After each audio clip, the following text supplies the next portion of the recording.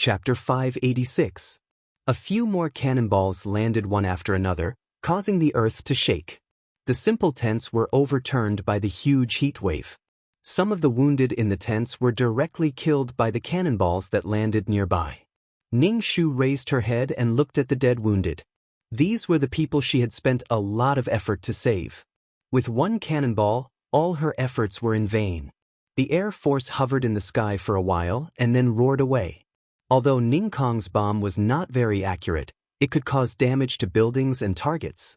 All kinds of heat radiation and radiation were also a kind of huge damage to the human body. Ning Shu shook her head. She felt that her ears were buzzing. She could not hear the people around her clearly. This symptom would last for a while. The tent was still damaged. Many of the wounded were injured. Tang Zheng came over with a group of soldiers to check the situation. When he saw Ning Shu, he asked, "Dr. Zhu, are you okay?" Ning Shu could not hear. She picked her ears and said to Tang Zheng, "Some of the wounded are stable. Send them back. It's too dangerous here." "Okay, the officer is looking for you. The gauze on the officer's wow needs to be changed," Tang Zheng said loudly to Ning Shu. Ning Shu could barely hear it. She indicated that she understood and treated the wounds of the people who were injured by the bombs first. Fang Feifei. Zhu Yanqiu hurried over. When she saw Fang Feifei sitting on the ground, she quickly went over to help her up and asked, "Feifei, are you okay?" Fang Feifei was a little confused. When she saw Zhu Yanqiu, her eyes turned red. She could not help but hug Zhu Yanqiu. Zhu Yanqiu comforted her, "It's okay, it's okay." Tang Zheng ordered the soldiers to carry the wounded away and was ready to send them back. Ning Shu's eyes turned and said to Tang Zheng, "Are you going back to Shanghai? I want to write a letter. Can you help me send it back?" Tang Zheng nodded, "Okay." Ning Shu quickly finished her work. Then she felt a little embarrassed.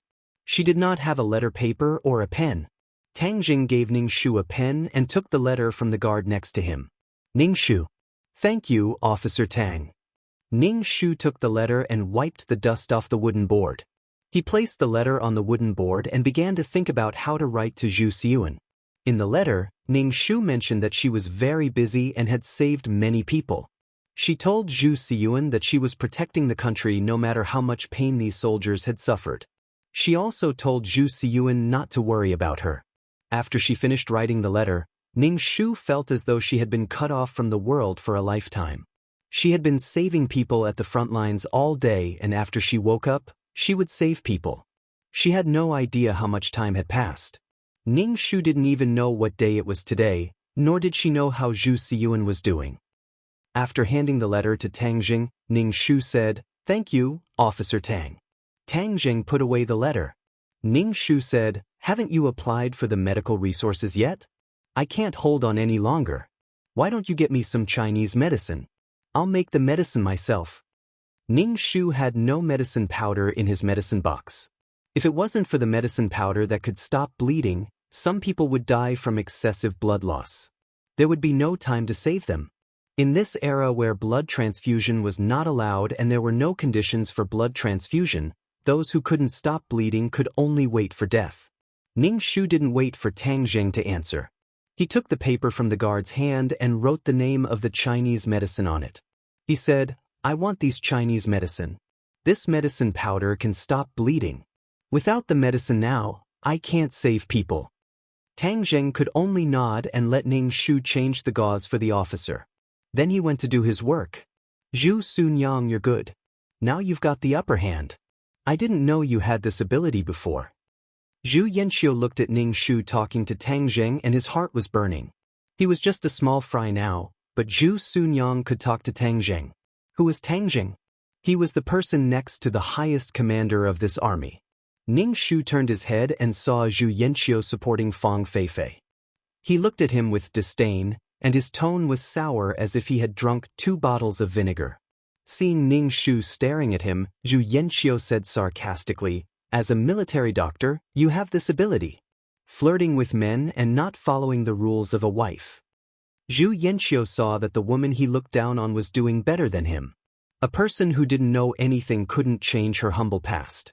A woman who was sold as a servant. At this time, Zhu Yanqiu completely forgot the new ideas he had accepted. Equality, freedom, and universal love were all nonsense. Ning Shu looked at Zhu Yanqiu coldly. Did you eat shit? Is your mouth full of shit? I'm not following the rules of a wife. Tell me who my husband is. Ning Shu looked at Zhu Yanqiu with disdain. If you have the ability, tell me who my husband is. You. Zhu Yanqiu looked left and right. In the end, she didn't dare to say her relationship with Ning Shu. Humph. Look at her cowardly and incompetent appearance. She has no guts. Facing Ning Shu's disdainful eyes, Zhu Yanqiu was angry. She gritted her teeth and didn't say anything. Ning Shu didn't bother to pay attention to Zhu Yanqiu. He treated the wounded and told Xiaotong. Then he carried the medicine box and went to change the gauze for the officer. Ning Shu felt that the officer of this army was very powerful. He was only in his 30s, but he could lead the army to fight against the enemy. At least Zhu Yanqiu didn't have such achievements at this age. This officer might have someone behind him, or he had a proud background. Ning Shu walked into the room with the medicine box. He saw that the officer was looking at a map. His face didn't look good. He was weak and pale because of a serious illness. Ning Shu stood at attention and saluted to the officer. Officer. The officer nodded and said, I heard from Tang Jing that you saved me? Ning Shu nodded. She was the one who saved him. Ning Shu asked the officer to take off his clothes and remove the gauze. He treated the suppuration of the wound and rebandaged it. Then he put away the blood-stained gauze and brought it back. Can this kind of gauze still be used? The officer asked when he saw Ning Shu put away the gauze. Of course, it can be used after washing it and exposing it to the sun. These things are not enough, so they can only be used repeatedly. Ning Shu said. He could only try his best to find a way when resources were scarce. The wound couldn't be bandaged without gauze. The officer sighed. You are good.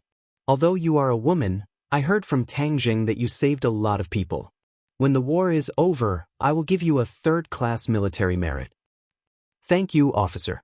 Ning Shu immediately saluted and shouted. She accepted the honor with a clear conscience. It was what she deserved. With the military merit, Zhu Sunyang's life would be better in the future. Ning Shu didn't know how long she could stay in this world. Zhu Sunyang's character was a little weak. She didn't know if she could become a qualified military doctor. It wasn't that difficult to be strong and live for herself. Even if it was for Zhu Siyuan, she should be brave and become a mother that Zhu Siyuan could be proud of. Zhu Siyuan was proud of his mother now. Chapter 587. A few days later, Tang Jing came over to give Ning Shu a letter and some Chinese herbs. Ning Shu opened the letter. It was a letter from Zhu Siyuan. It was filled with worry and pride for Ning Shu. He said that he had shown the letter to his teacher and classmates. They were all praising his mother for being a great hero. In the end, he asked Ning Shu to take good care of him. He said that he would grow up quickly and fight the Japanese on the battlefield. When Ning Shu saw the letter, he felt that Zhu Siyuan had grown up a lot. Ning Shu kept the letter and started to process the Chinese herbs. He told Xiaotong how to process them. Now, Ning Shu and Xiaotong had another task, which was to process the herbs. They had less time to sleep. Ning Shu would let Xiaotong rest. She had cultivated peerless martial arts, so her body could take it. However, the little girl Xiaotong could not take it. Fortunately, with the support of the Chinese herbs, Ning Shu and Xiaotong's treatment process became more relaxed. Tang Jing found Ning Shu and said that he wanted to mass-produce the prescription in Ning Shu's hands. This time, Tang Jing went back and found out that the other troops had suffered heavy losses. Many of the wounded died before they could be treated. Although human lives were worthless in troubled times, the death count was still shocking. There were too many soldiers who died, and it was a blow to the morale of the entire country. Tang Jing had long noticed the medicinal powder used by the military doctor. It seemed to be very effective. In this time of shortage of fast-acting Western medicine, it was good to use the traditional Chinese medicine passed down by their ancestors. Moreover, there were many Chinese herbs. Ning Shu had all kinds of thoughts in his mind. He asked, "Whose idea is this?" "I've reported this situation to the commanding officer." The commanding officer said that if you can contribute this prescription, he'll award you a second-class merit. Tang Zheng looked at Ning Shu. You're now worth more than a company commander. It was a good deal to exchange such a prescription for a second-class military merit, but Ning Shu had another idea in mind. He said to Tang Zheng, "Sure, but I have another condition. I want to apply for a patent for this prescription. This prescription can only belong to me. No one else can steal it." This prescription was nothing much, especially in this kind of situation. It was fine to take it out, but it needed a name. Applying for a patent could make Zhu Sunyang famous. In the future, patents would be money in peacetime. Patent? Tang Zheng didn't quite understand. Ning Shu explained, "This thing can only be mine. Although I've given it away, I still have the right to possess the prescription." Tang Zheng thought for a moment, then looked at Ning Shu's face and said, "You still haven't offered the prescription." "Officer Tang, everyone wants a good reputation. I've given you the prescription, but it still belongs to me in name. In fact, it's not up to you to decide," Ning Shu said with a smile. Tang Zheng shook his head. "I have to report this to my superior." Ning Shu nodded. "Master, the superior wants to award you with a second-class military merit?" Xiao Tong looked at Ning Shu with eyes full of admiration and admiration. "Master, you're amazing." Ning Shu grinned. Whether this matter would succeed or not was still a problem. Ning Shu looked at Xiao Tong. "You can also become a military doctor in the future." Xiao Tong's face turned red, but she immediately thought of something and her expression turned gloomy. Ning Shu saw her expression and knew that she was thinking of her tragic experience. "You can definitely become a good military doctor." Ning Shu told Xiao Tong about his story.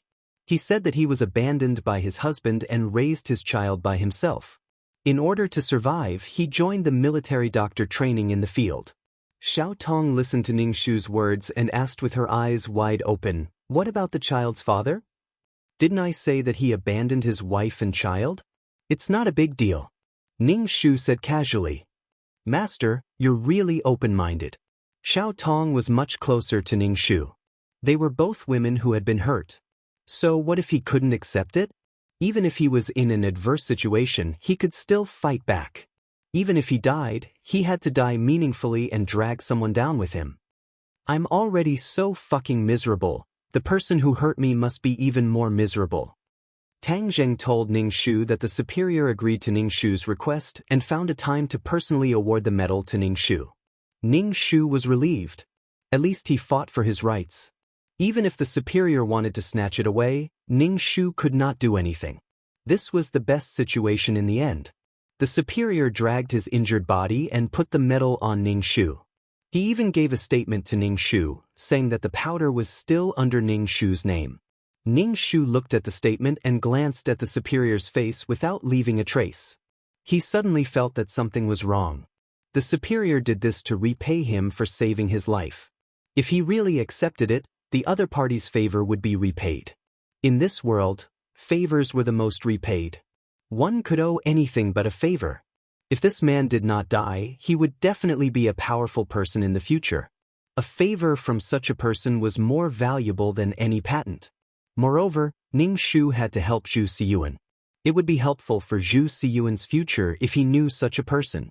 This was something that could not be bought with money. Moreover, after he left, this person would more or less take care of Zhu Sunyang. Ning Shu tore the statement and handed over the prescription he wrote before. He saluted and said, "I am a citizen of this country. The prescription of this powder is nothing. If I can use this powder to save more soldiers, it will be my merit. The statement is too cliché, too cliché." The superior raised his eyebrows and glanced at Ning Shu. In the end, he laughed, took the prescription and left. Tang Zheng was 2 steps behind. Ning Shu said, "You did the right thing." Ning Shu wiped the cold sweat on his head. He was almost blinded by money. Zhu Sunyang was a woman with a child in a troubled world. It was good to have someone to protect her. Zhu Yanxiu, who was tending the fire in the logistics department, heard that Ning Shu awarded the second-class military merit. Her eyes turned red. Her mind was full of impossible. How did that woman get the second-class military merit?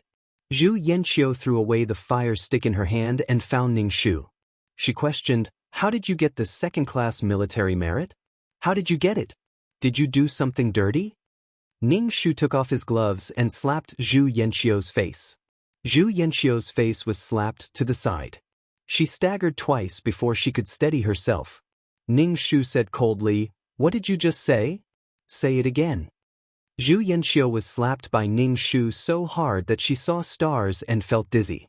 When she heard Ning Shu's words, she shouted out of reflex, "You shameless bitch! What kind of dirty things did you do when you're not a woman?" Zhu Yanqiu could not accept that this woman got the military merit. But Ning Shu slapped Zhu Yanqiu's face again. Half of her face was swollen, forming a sharp contrast with the other half. Chapter 588. Zhu Yanqiu felt dizzy after being slapped twice by Ning Shu. She fell to the ground and kept shaking her head. Her face was burning. She looked at Ning Shu in disbelief. "You dare to hit me? If you talk nonsense again, I will not only hit you, but also kill you," Ning Shu said coldly. Zhu Sunyang couldn't bear to kill such a person. No matter how much knowledge one learned, it couldn't change a person's vicious heart. Zhu Yanqiu was a beast in human clothing. Zhu Yanqiu was so angry that her whole body was trembling. "Zhu Sunyang, you are too arrogant." Ning Shu rolled his eyes and ignored her. Zhu Yanqiu could forget about rising up in this life. He would just be a cook for the rest of his life. Zhu Yanqiu whispered bitterly, "Zhu Sunyang, are you going to kill your husband? If you are a man, speak louder. Why are you whispering?" Ning Shu sneered. He wanted to use her husband's name to suppress her, but he didn't dare to say their relationship.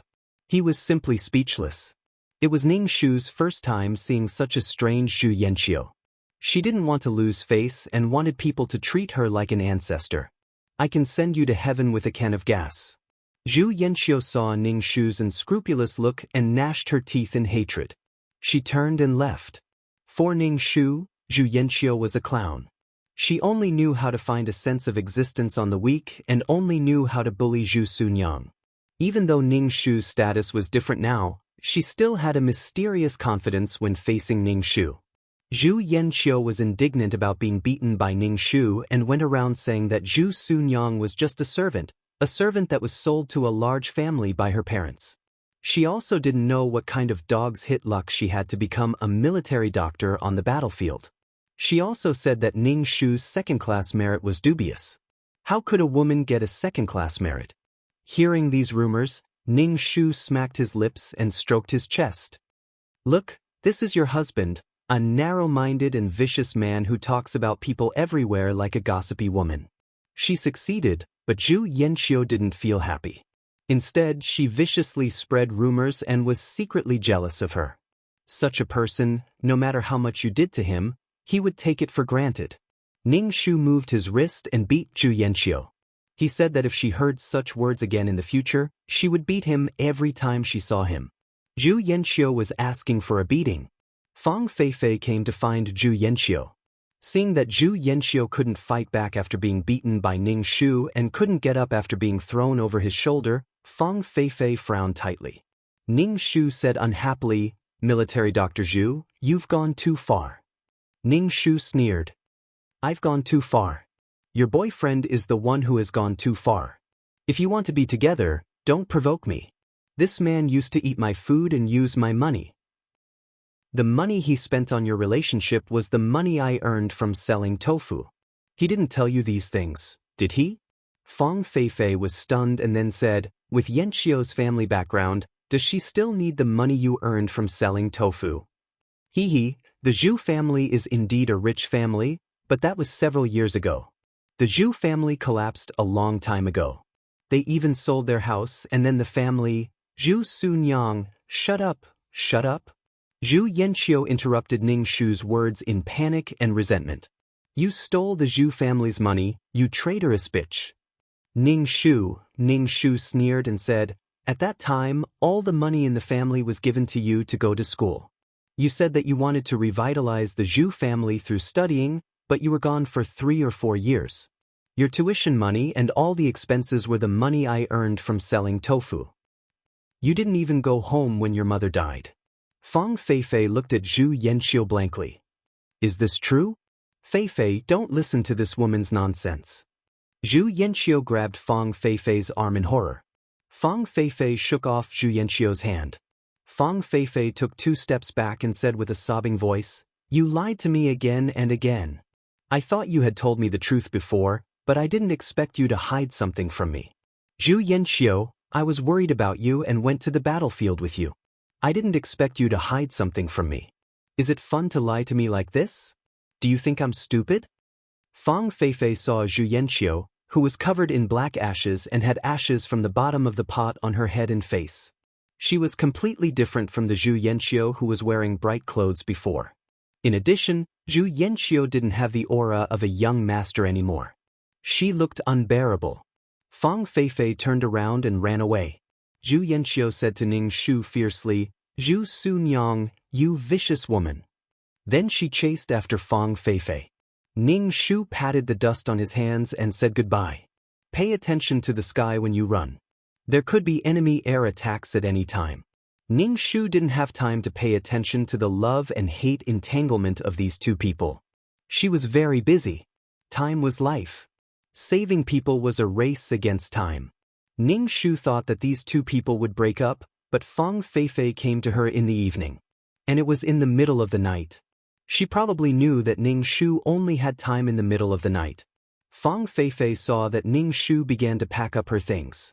She said to Ning Shu with a complicated expression, Dr. Zhu, I want to talk to you. Talk about what? What's there to talk about? We are not very close friends, and we don't talk about our hearts. To be honest, my husband is already with you. Do you still want to talk to me about your pursuit of happiness? I don't want to hear it. Ning Shu lay on the wooden board and planned to sleep. These people wanted to be entangled with each other. Ning Shu didn't want to care about them. Fang Feifei pursed her lips and said, I never wanted to hurt anyone, but the person I fell in love with happened to be your husband. Ning Shu, let's go out and talk. Let's talk about Zhu Yanxiu. Fang Feifei said, the 3 of us are entangled with each other. Hurting each other is not a problem. Problems have to be solved. Ning Shu said lightly, if you want to say something, say it here. There are many mosquitoes outside. I'm tired after a day. I'm too lazy to move. Fang Feifei had no choice. She hesitated for a moment and said, I know you have a way to treat Zhu Yanxiu's injury. I heard that you submitted a prescription and got a 2nd-class military merit. Ning Shu stretched out her finger and waved it. She said, First, I don't know how to treat Zhu Yanxiu. He fainted on his own. As long as you don't touch or rob him, there will be no problem except for some delicate work. Second, my military merit was earned by my efforts to save people and treat injured soldiers one after another. This is what I deserve. Can you bear to see Zhu Yanxiu circling around the boiler? Fang Feifei said somewhat helplessly, Yanxiu has knowledge and shouldn't be buried like this. I know you resent us, but in the current situation, 1 more person means 1 more power to fight against the enemy. Ning Shu grinned and said, Who said that Zhu Yanxiu's talent was buried? It's not like you said. 1 more person means 1 more power to fight against the enemy. No matter what position, whether it's a logistics officer or a soldier, in this army, it's all about fighting against the enemy. Since it's all about fighting against the enemy, why care so much? Chapter 589. Ning Shu couldn't figure it out. Why should she treat Zhu Yanxiu's hand? Every time, Fang Feifei always stood on the side of righteousness and morality, asking her to treat Zhu Yanxiu's hand. It was as if she didn't treat Zhu Yanxiu's hand, she would be a sinner of the nation. She said that she was benevolent and righteous, but it was still moral kidnapping. If she didn't treat Zhu Yanxiu's hand, would she just wait to be abandoned? Ning Shu said lightly, There's nothing wrong with Zhu Yanxiu's hand at all. He fainted on his own. He's not sick at all. I can't treat it at all. I'm just a military doctor, not a miracle doctor. I can't treat every illness. Fang Feifei sighed, looked at Ning Shu and said, I know you're uncomfortable, but at this time, you should put these love and hatred aside. try to survive, and stop the invaders. Maybe Zhu Yanqiu will come back to you. Ning Shu, Sigma, degree. Ning Shu expressed that he was shocked. Zhu Yanqiu will come back to her? Maybe the two of them broke up because they were forced to break up. Zhu Yanqiu returned to Zhu Sunyang's side like a prodigal son, but she still loved Fang Feifei in her heart. Zhu Sunyang was still fucking miserable, guarding a heartless body. Zhu Yanqiu and Fang Feifei's love was purer after the baptism of gunfire. They both loved each other in their hearts. Maybe they met when they were old and gray-haired. Standing face to face and looking at each other, it was simply a touching love song of the times. Even if they weren't together, it didn't mean that there was no love between the two. So, military Dr. Zhu, I beg you to treat Zhu Yanqiu's hand. He should go to the battlefield to kill the enemy, not be a logistics officer, Fang Feifei said sincerely to Ning Shu. Ning Shu sneered in his heart and said, "Didn't you intellectuals accept the new ideas that people are equal and free? No matter if it's a soldier or a logistics officer, they are all contributing to the resistance against invasion. There's no distinction between high and low. It's just a different division of labor. Isn't this the idea you advocate?" Zhu Yanqiu fainted from gunshot. It's safest for him to stay in the logistics department, and he can also contribute to the whole army. Miss Fang, do you look down on logistics officers? Fang Feifei said equality, freedom, and universal love, but in her heart, she divided people into different classes. She used this flag to achieve certain goals and do certain things openly, such as free love and opposing arranged marriage.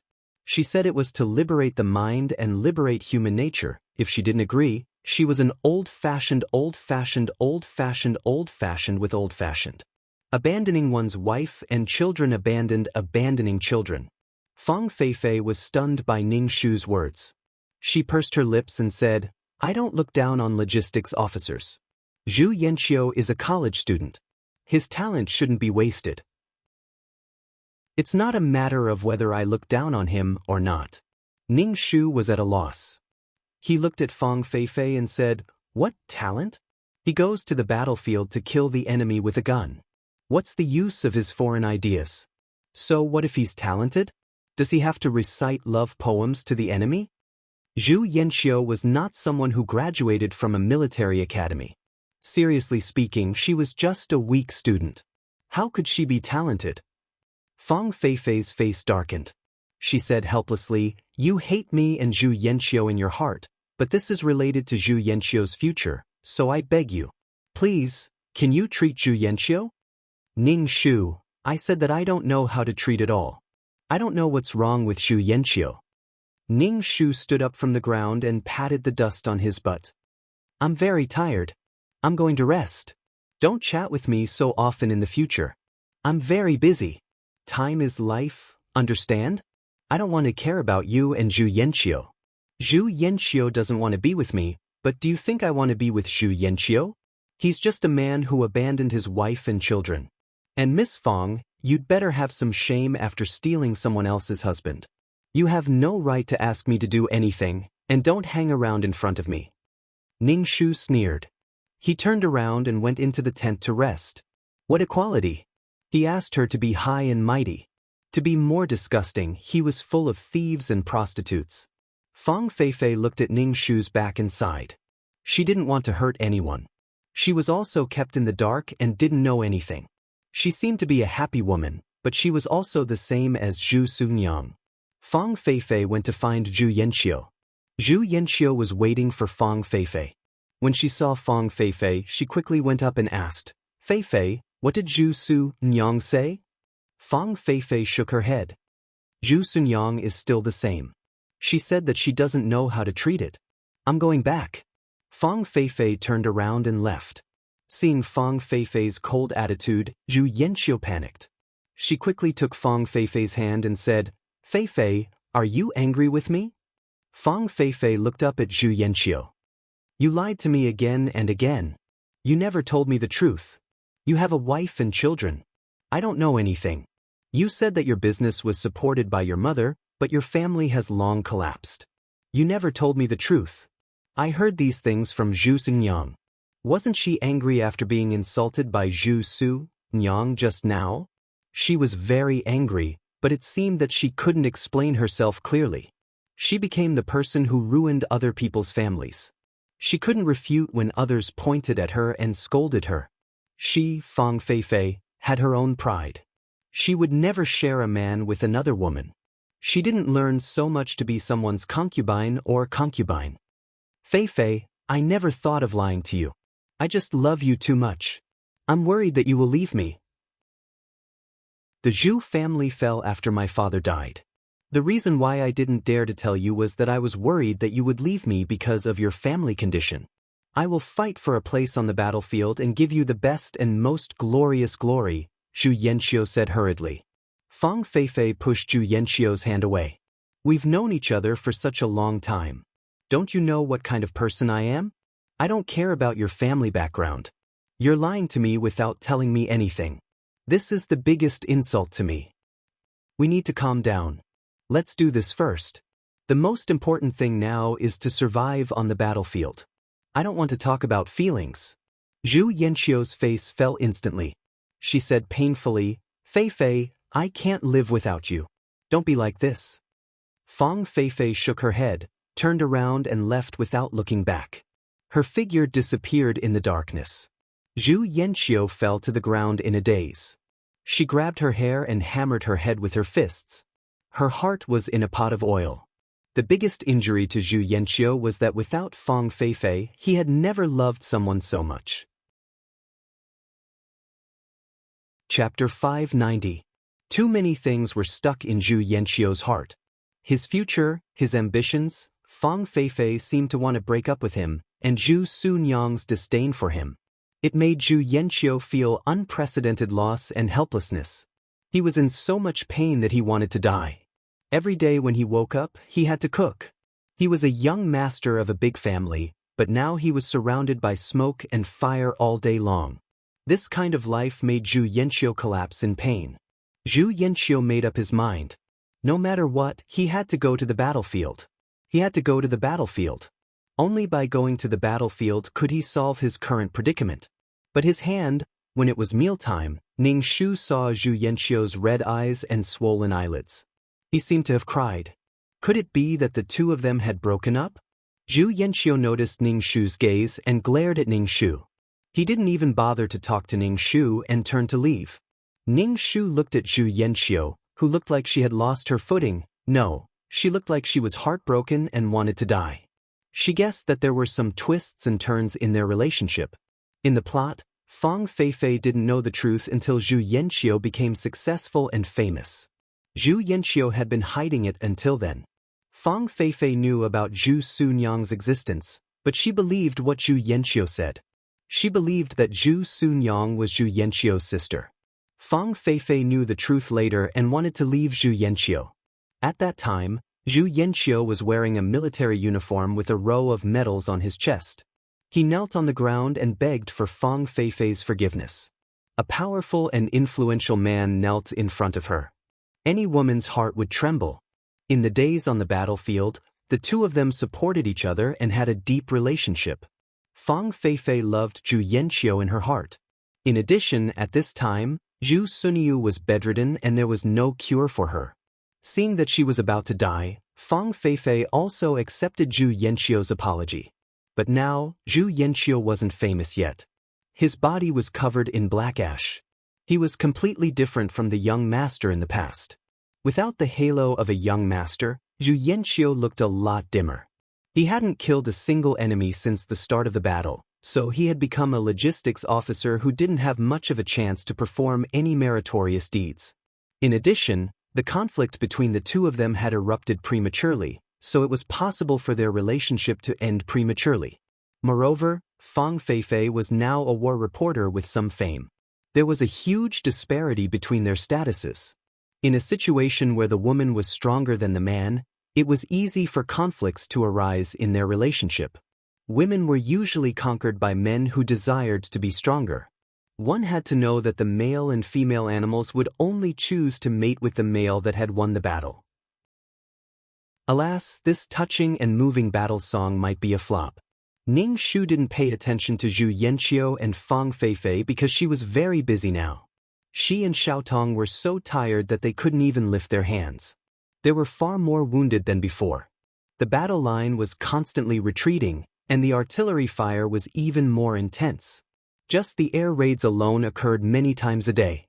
Not only did Ning Shu have to treat the wounded, but he also had to prevent himself from being injured by the bomb. This battlefield could not be defended any longer. More and more soldiers were dying, and more were being injured. Their weapons were not as advanced as the enemy's, so they could only use their lives to destroy the enemy. This battlefield could not be defended any longer. It was going to fall. Struggling so bitterly was just delaying the arrival of that day. The body of the officer who had been shot earlier was getting worse. The wound was seriously infected, and even anti-inflammatory Western medicine was useless. Ning Shu had taken out the Western medicine that she had exchanged from the system store, but it was still useless. It was already a fatal injury. In addition to the harsh environment, he couldn't rest well. He was under great pressure every day. The future of the entire army was on his shoulders. The officer asked Ning Shu to save his life no matter what. He couldn't die now. He had to hold on until reinforcements came. He had to hold on until the higher-ups gave the order to retreat. Ning Shu felt very numb. Since Western medicine didn't work, he used the traditional Chinese medicine left by his ancestors. Ning Shu applied fresh herbs to the officer's wound and wrapped it with gauze. The effect of the traditional Chinese medicine was mild. Although the effect was slow, it stabilized the officer's injury and didn't continue to worsen. These herbs were drawn by Ning Shu and explained the growing environment. Ning Shu sent the guards to the mountains to collect the herbs. Ning Shu was now very glad that he had learned medical skills from the miracle doctor in a certain dimension. It allowed him to deal with such situations easily. The things he learned would always be of great use. After treating the officer's wound, Ning Shu carried the medicine box back to the tent. There were wounded people everywhere. They had all kinds of wounds on their bodies and their faces were full of pain and despair. Xiao Tong was busy alone. Her calves and stomach were trembling, but she gritted her teeth and persevered. There were too many wounded people. Ning Shu and Xiao Tong did not stop treating them. Their minds were in a daze. Before they could react to the wounds, they were already holding tools in their hands. They were completely relying on their body's instincts to do things. There was the sound of the Air Force whistling above their heads. They would drop 2 bombs from time to time. Their nerves were highly strung. They were tired, very tired.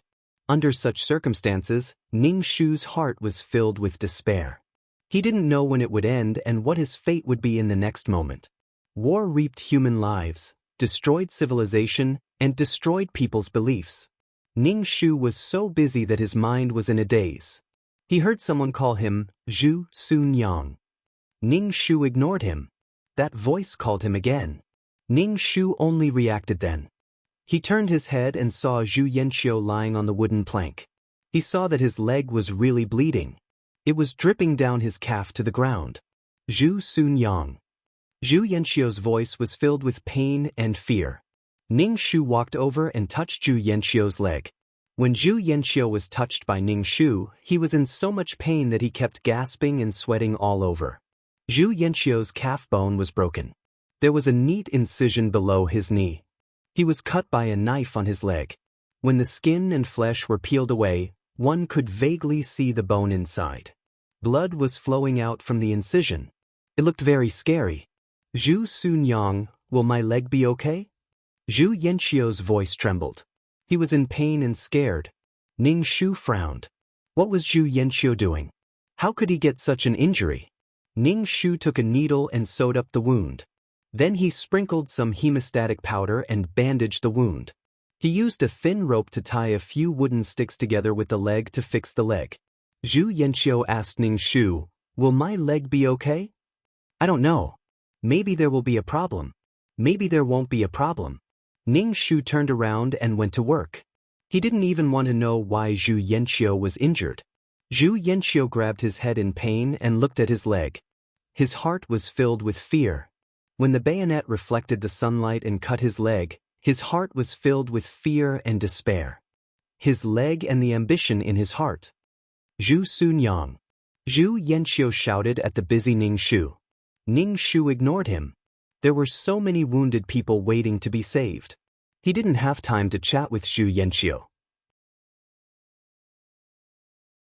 Chapter 591. In the end, the battlefield could not be defended. The order to retreat came from the top. The officers sighed and gave the order to retreat. Then, the army quickly retreated. This piece of land fell into enemy hands. The morale of the troops was low. They carried the wounded and retreated. The faces of the soldiers were covered in soot. Their eyes were tired and numb. Ning Shu carried the medicine box and followed the army. It was convenient for him to help when the wounded needed treatment. Xiao Tong followed beside Ning Shu. She was panting. Ning Shu asked her to get into the truck. Xiao Tong shook her head. She looked a little scared. She said to Ning Shu, "Master, I don't know where to go." On the battlefield, Xiao Tong felt her value. She was able to follow her master to save people. But now that they were retreating, she did not know where to go. When she walked into the crowd again, Xiao Tong remembered that she was violated. She was afraid that others would mock and despise her. Ning Shu thought for a while and said, "Follow me. You can become a military doctor." This invasion would last for a long time. There would be a shortage of military doctors. After he left, Zhu Sunyang and Xiao Tong would be good partners. "Thank you, master." Xiao Tong looked a little relieved. Dr. Zhu, a soldier in front, kept complaining that his leg hurts. "He wants you to go and take a look." A soldier ran over to Ning Shu. "Okay." Ning Shu carried the medicine box and walked over. Xiao Tong followed behind Ning Shu. Ning Shu said to her, "You don't have to follow me. Go to the truck." Ning Shu was able to withstand it because he practiced the ultimate martial arts. His physique was strong. However, Xiao Tong was only a weak woman. She could not be compared to him. "Master, I can do it." Xiao Tong gritted her teeth. She looked determined. Ning Shu saw her like this and let her follow him. The person who kept complaining of pain was Zhu Yanqiu. Zhu Yanqiu was lying on a stretcher and being carried by two soldiers. "What kind of pain is your leg?" Ning Shu put down the box and asked Zhu Yanqiu. He untied the stick and bandage on his leg and found that it was a little inflamed. Ning Shu took some fresh herbs, chewed them, and applied them to the wound.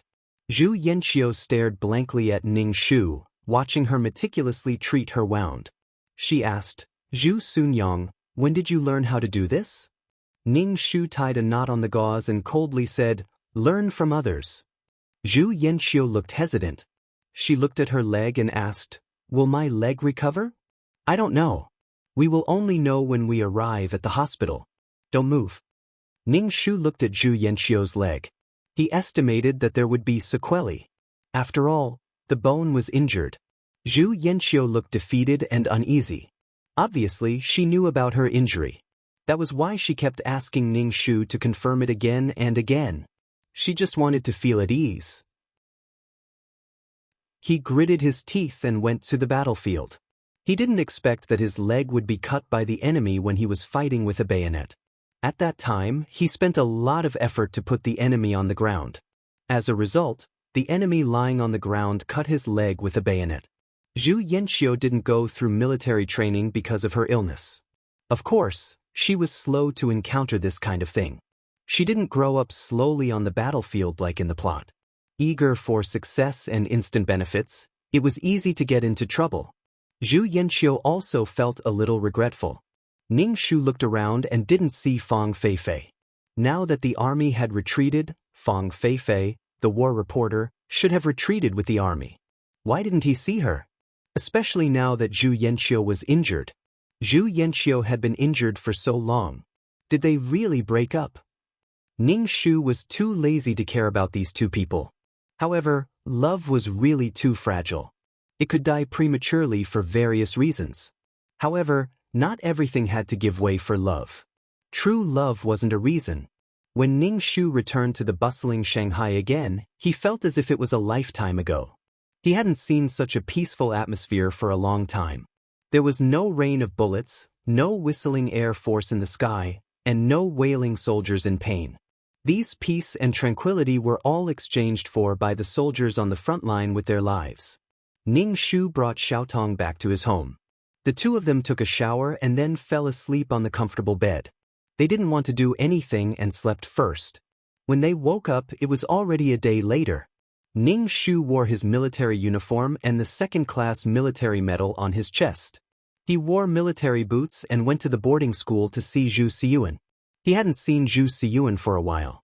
Zhu Xiyuan had grown a lot taller and his body was very strong. "Mother!" Zhu Xiyuan ran to Ning Shu. He didn't throw himself into Ning Shu's arms like he did when he was young. His behavior was much more restrained. However, his eyes were a little red when he looked at Ning Shu. Ning Shu smiled and said, "See, mother is back. Let's go home." Zhu Xiyuan nodded desperately. He asked Ning Shu all kinds of questions along the way. When he found out that Ning Shu received the second-class military medal, he couldn't take his eyes off the medal. Ning Shu handed the medal to Zhu Xiyuan. Zhu Xiyuan took the medal carefully and looked at it over and over again. He said to Ning Shu, "Mother, I will also go to the battlefield in the future and drive the invaders out of our land." Ning Shu smiled and nodded. When they returned home, Xiaotong had already prepared dinner. When she saw Ning Shu and Zhu Xiyuan, she was a little reserved. Ning Shu introduced Xiaotong to Zhu Xiyuan. Zhu Xiyuan greeted Xiaotong as Sister Xiaotong. At the dining table, Zhu Xiyuan kept pestering Ning Shu. He wanted Ning Shu to talk about what happened on the battlefield. When he thought about all kinds of things on the battlefield, Ning Shu lost his appetite. He said to Zhu Xiyuan, "Xiyuan, don't ask Mother. Mother will write down everything later. You can read it yourself." Ning Shu wanted to organize all the injuries he encountered on the battlefield into a book. He wanted to write down all the situations he encountered. Well, the title would be, "I Am a Battlefield Military Doctor." Ning Shu began to write down what he encountered on the battlefield like a diary. He wrote down how he worked, what injuries the soldiers suffered on the battlefield, and how to treat the wounds. Every time he wrote down a little, Zhu Xiyuan would be the first to read it. Every time she finished reading, she would look at Ning Shu with admiration, heartache, and anger. She asked, "Are the invaders really so cruel?" "Well, war is just that cruel," Ning Shu said. After Zhu Xiyuan finished reading it, she even brought it to school to show the other students. Ning Shu did not mind. She would probably be sent to the battlefield soon. This was only a short retreat. This war still had a long, long time to go. When he was free, Ning Shu would teach Xiaotong some military medical knowledge. Xiaotong had been on the battlefield before, so she understood it very quickly. Ning Shu felt that he had been in this world for quite a long time, especially after returning from the battlefield. He felt that he had lived for more than half of his life. There was no other world that could make Ning Shu feel so tired and weary. A newspaper came to Ning Shu and wanted to publish, "I Am a Battlefield Military Doctor," written by Ning Shu. Ning Shu agreed without saying anything. It was fine to publish it. Now that the nation was in danger, it was good to let the ordinary people know about the war. The newspaper even gave him some royalties. Ning Shu kept it and saved it for Zhu Xiyuan's marriage. Chapter 592. Ning Shu took the diary to the newspaper office and met Fang Feifei. Fang Feifei wore a camera on her chest and was dressed neatly. When she saw Ning Shu, her eyes flashed. She smiled and said gracefully and generously, "Dr. Zhu, I didn't expect to meet you here. Zhu Yanqiu is injured. Have you seen him?" Now Zhu Yanqiu was lying in the hospital. The doctor said that his leg would be affected when he walked. Running and jumping would hurt his leg bones. Or was it because he was delayed on the battlefield, where there was no good medical condition? Hearing Ning Shu's words, Fang Feifei frowned and then relaxed. She said with melancholy, "I didn't see him because I don't think it's necessary. Even if we were in love, the damage has been done. Our relationship can't go back to the past. Instead of enduring the knot in our hearts and being together with each other in the end, it's better to break up now and leave a good memory." "Your words are so nice," Ning Shu said with a smile. "Dr. Zhu, you go ahead. I'm going to hand in the photos." Fang Feifei waved the camera in her hand. Ning Shu narrowed his eyes and looked at Fang Feifei. Fang Feifei had dumped Zhu Yanqiu. Now Zhu Yanqiu was lying alone in the hospital with no one around him. Now Zhu Yanqiu had nothing. Even if Fang Feifei liked Zhu Yanqiu in her heart, in reality, there were too many things involved. If Zhu Yanqiu succeeded now, Fang Feifei might not have left Zhu Yanqiu. Fang Feifei was a person who had received a new education. She knew how to plan for herself.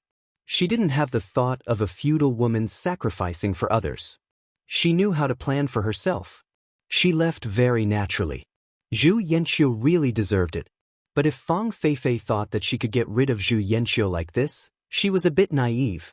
Zhu Yanqiu had been spoiled since he was a child. In fact, he was a person who hadn't been weaned off his mother's milk. He loved Fang Feifei so much. Now Zhu Yanqiu had nothing. He should hold on to Fang Feifei tightly in the name of love.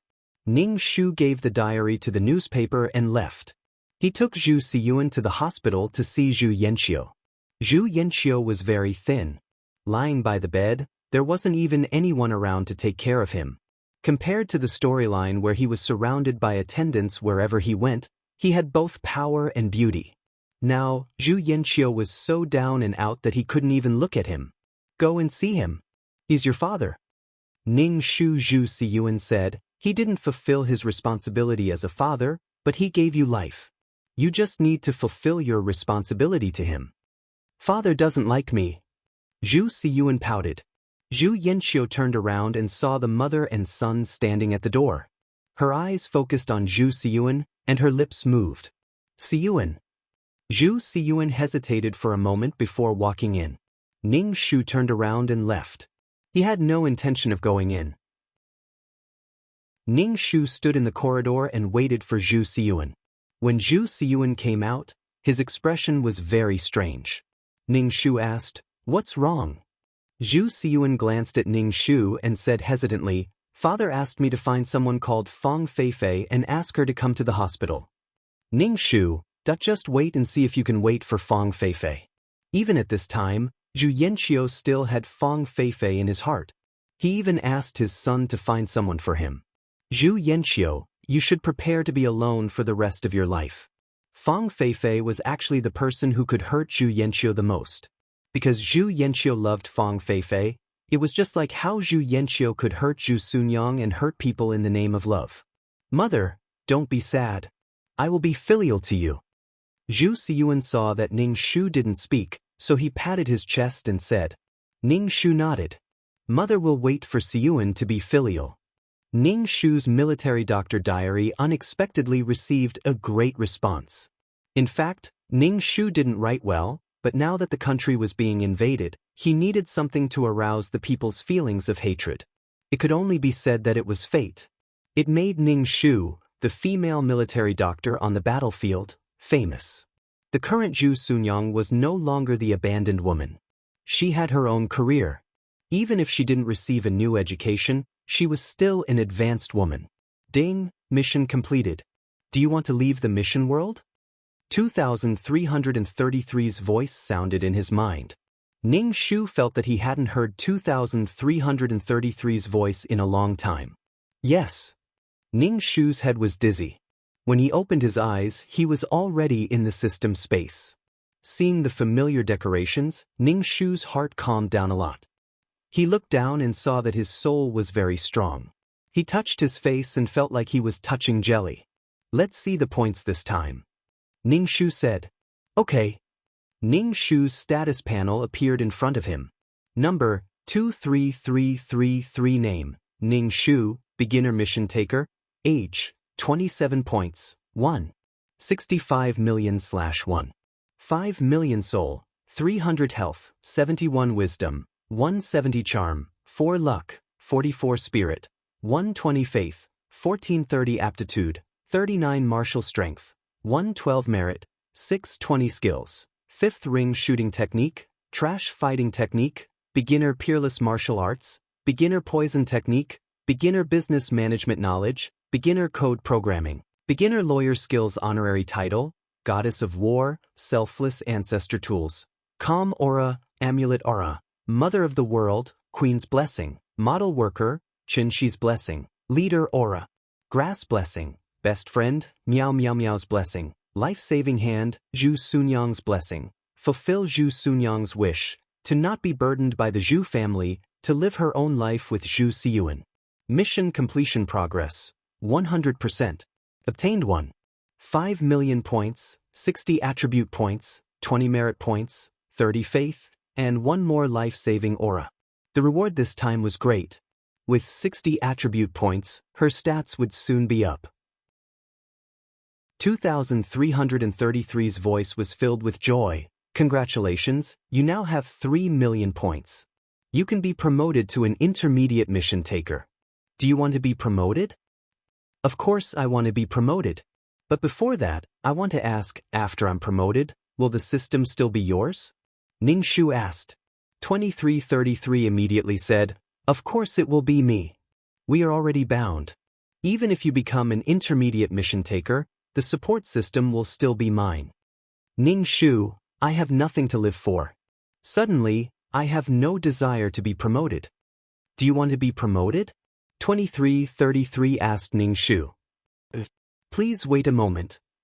2333 said. Ning Shu waited. He thought that there would be some changes in the system space, but after a while, nothing happened. Ning Shu asked, is it done? It's done. 2333 said. This is it? Ning Shu was flabbergasted. 2333 said as if it was natural, it's done.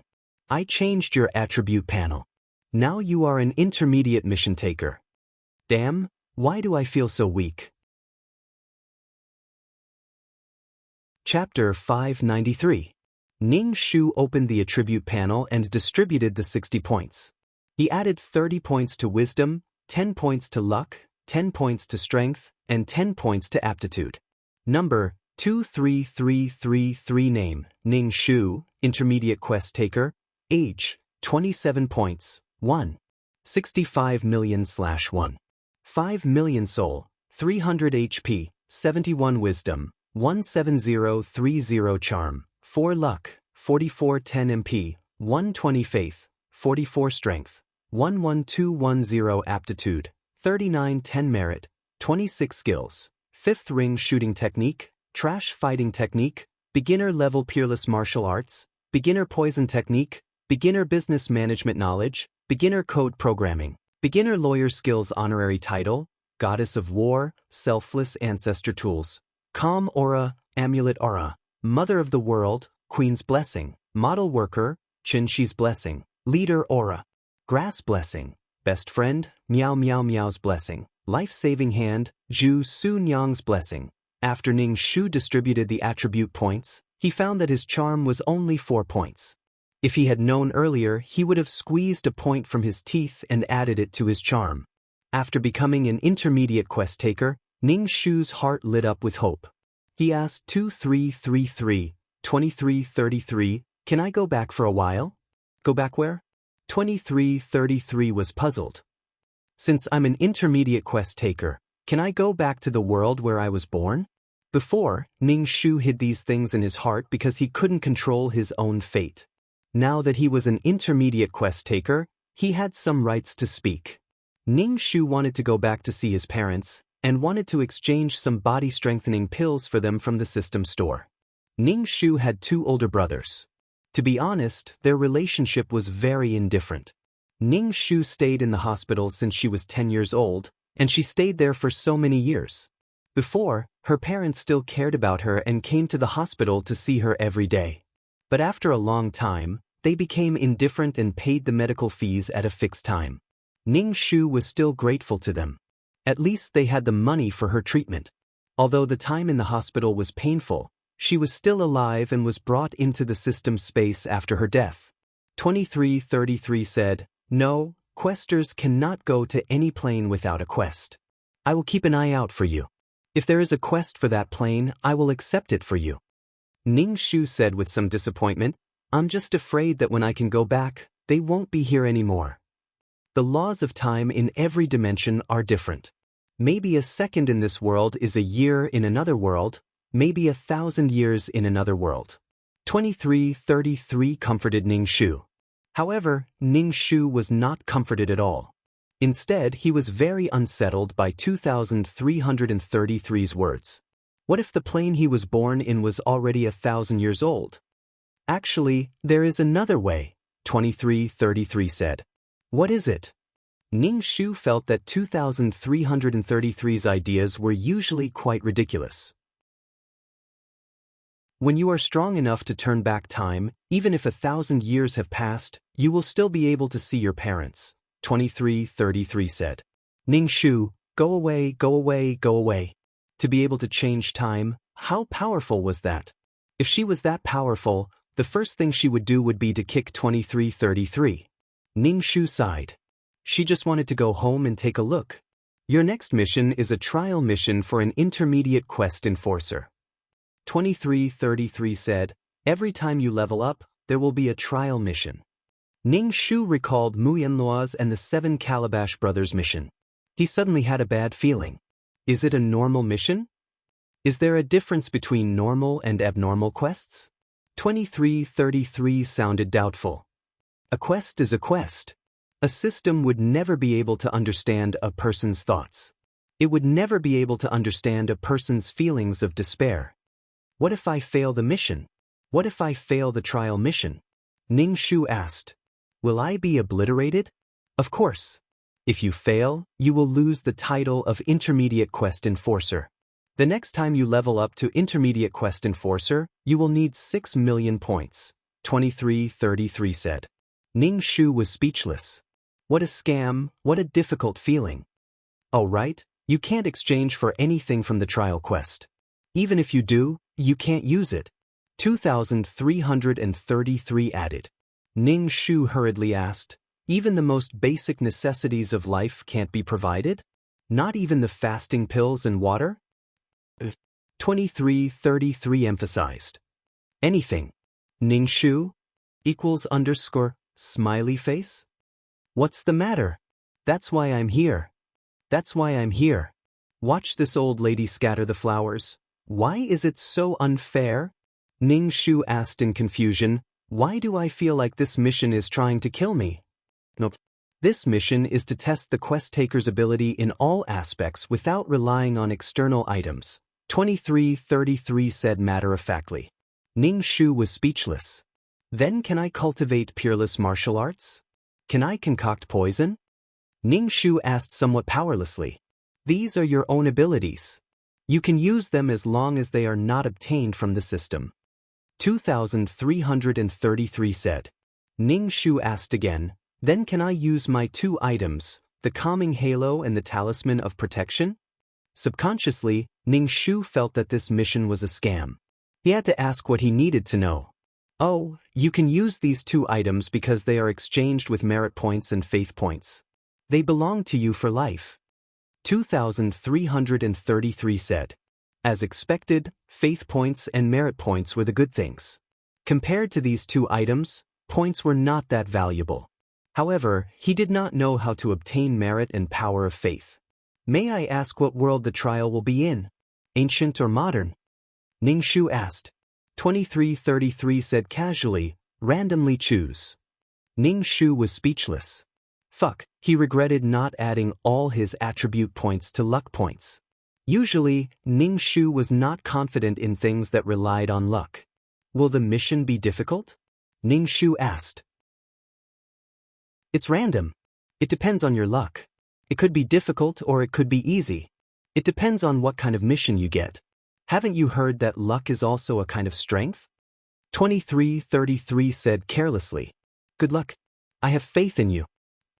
Thank you. Ning Shu said somewhat powerlessly. Ning Shu took a deep breath. He sat cross-legged on the ground and began to cultivate his peerless martial arts. No matter what kind of mission it was, he had to maintain sufficient mental strength. After cultivating for a while, Ning Shu opened his eyes. He was a little upset about this mission. If he failed, not only would he be disqualified as an intermediate quest taker, but the next level up would not require 3 million points.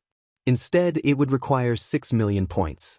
Just hearing this number made him despair. It was not easy to level up. Ning Shu hoped that this mission would be easier.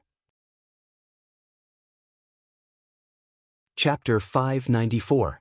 Ning Shu had to admit that he was worried. He started to panic as he paced back and forth in the system space. "You look like a dog biting its tail," 2333 said. Ning Shu was speechless. "Can you give me a hint about the mission?" Ning Shu asked 2333. "I'm a little scared." "No, maybe the mission is very simple?" 2333 comforted Ning Shu. "I'm not scared." Ning Shu was speechless. "It's not like you're the one doing the mission." Ning Shu thought about it and realized that he was being too scared. He chanted the mind-cleansing mantra in his heart. He thought about it and realized that it was not a big deal. He could just start all over again. After completing so many missions, Ning Shu felt that he should be able to complete this trial mission. Ning Shu walked around the virtual space again. Most importantly, he wanted to eat at the restaurant. No matter how much he ate at the restaurant, he would not feel bloated. It would dissipate as soon as he ate. In order to satisfy his craving, Ning Shu spent a few thousand points to buy a table full of dishes and tried all kinds of food. "Luckily, you're just a soul. If you eat so much, you'll definitely become a fatty," 2333 said in disdain. It was because he knew that he was just a soul that he could eat so much without any restraint. After a hearty meal, Ning Shu returned to the system space.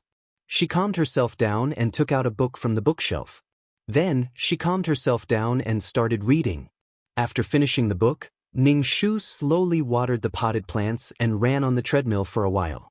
He was just randomly touching the plants. "Do you not want to enter the mission? Why are you dawdling?" 2333 asked. Ning Shu sat cross-legged on the sofa and said, "I'm not ready yet. Let me be mentally prepared." "What do you need to be prepared for?" 2333 sounded confused. "Mentally prepared." 2333. System notification. 2333 doesn't want to talk to you and threw a pile of shit at you. Ning Shu stretched lazily. He had originally wanted to enter the mission world, but he suddenly thought of something. Since 2333 was useless, there might be someone who knew what to pay attention to in the trial mission. Ning Shu stepped into the tunnel leading to the virtual space. He felt dizzy, and when he opened his eyes, he was already on the street. Ning Shu did not delay and went straight to the consultation room. When he arrived at the door of the consultation room, Ning Shu first mourned in his heart for the points he was about to lose. Walking into the consultation room, Ning Shu caught a whiff of an agarwood fragrance. When he breathed it in, he felt a cooling sensation in his soul. It was as if all the dirt in his soul was slowly disappearing. Ning Shu's nose twitched hard as he tried to inhale the fragrance of the agarwood. The silver-haired man came out from the inner room, holding a book with a leather cover in his hand. He sat down unhurriedly, his every movement carrying the etiquette of an ancient aristocrat. The silver-haired man placed the book in his hand on the table, opened it, and said to Ning Shu without raising his head, "Please sit." Ning Shu sat across from the silver-haired man, his nose still quietly inhaling the agarwood fragrance. He asked the silver-haired man, "Is there anything I need to pay attention to in the intermediate trial mission?" "No, I want to ask first, how much does this mission cost?" 1,000,000 points, the silver-haired man said calmly. Ning Shu thought, go to hell, go to hell." Ning Shu's face twitched. Last time, it was 300,000. This time, it was 1,000,000. Why is it so expensive? Fortunately, he had asked before. Otherwise, if he had asked for 1,000,000 points, Ning Shu would have been scared out of his wits. You can also choose not to ask. Pay 200,000 points and you can go, the silver-haired man said calmly, his bony fingers flipping the pages of the book. Ning Shu was almost stunned by the pair of hands, but he quickly reacted and asked, "Why do I have to pay 200,000 points if I don't ask?" How black-hearted. He could have just casually asked for 1,000,000 points. "You can just go and rob me." I've never seen such a black-hearted person. Unfortunately, I can only find this person. The silver-haired man looked up at Ning Shu. From the moment you enter this consultation room, you will be charged. The agarwood you smell is a very precious item. Its value cannot be estimated. Ning Shu immediately held his breath. I'm not inhaling. Not asking would waste 200,000 points, so he might as well ask questions. Ning Shu asked, I want to know what I need to pay attention to in the trial mission. It's not only the beginner trial mission, but also the intermediate trial mission and the advanced trial mission. There are even higher levels above. Let's not talk about whether or not you can complete the trial mission. The most important thing is to protect your own life and not die during the mission. As long as you wait for the auxiliary system to notify you that you can leave the mission world, the mission will be considered completed.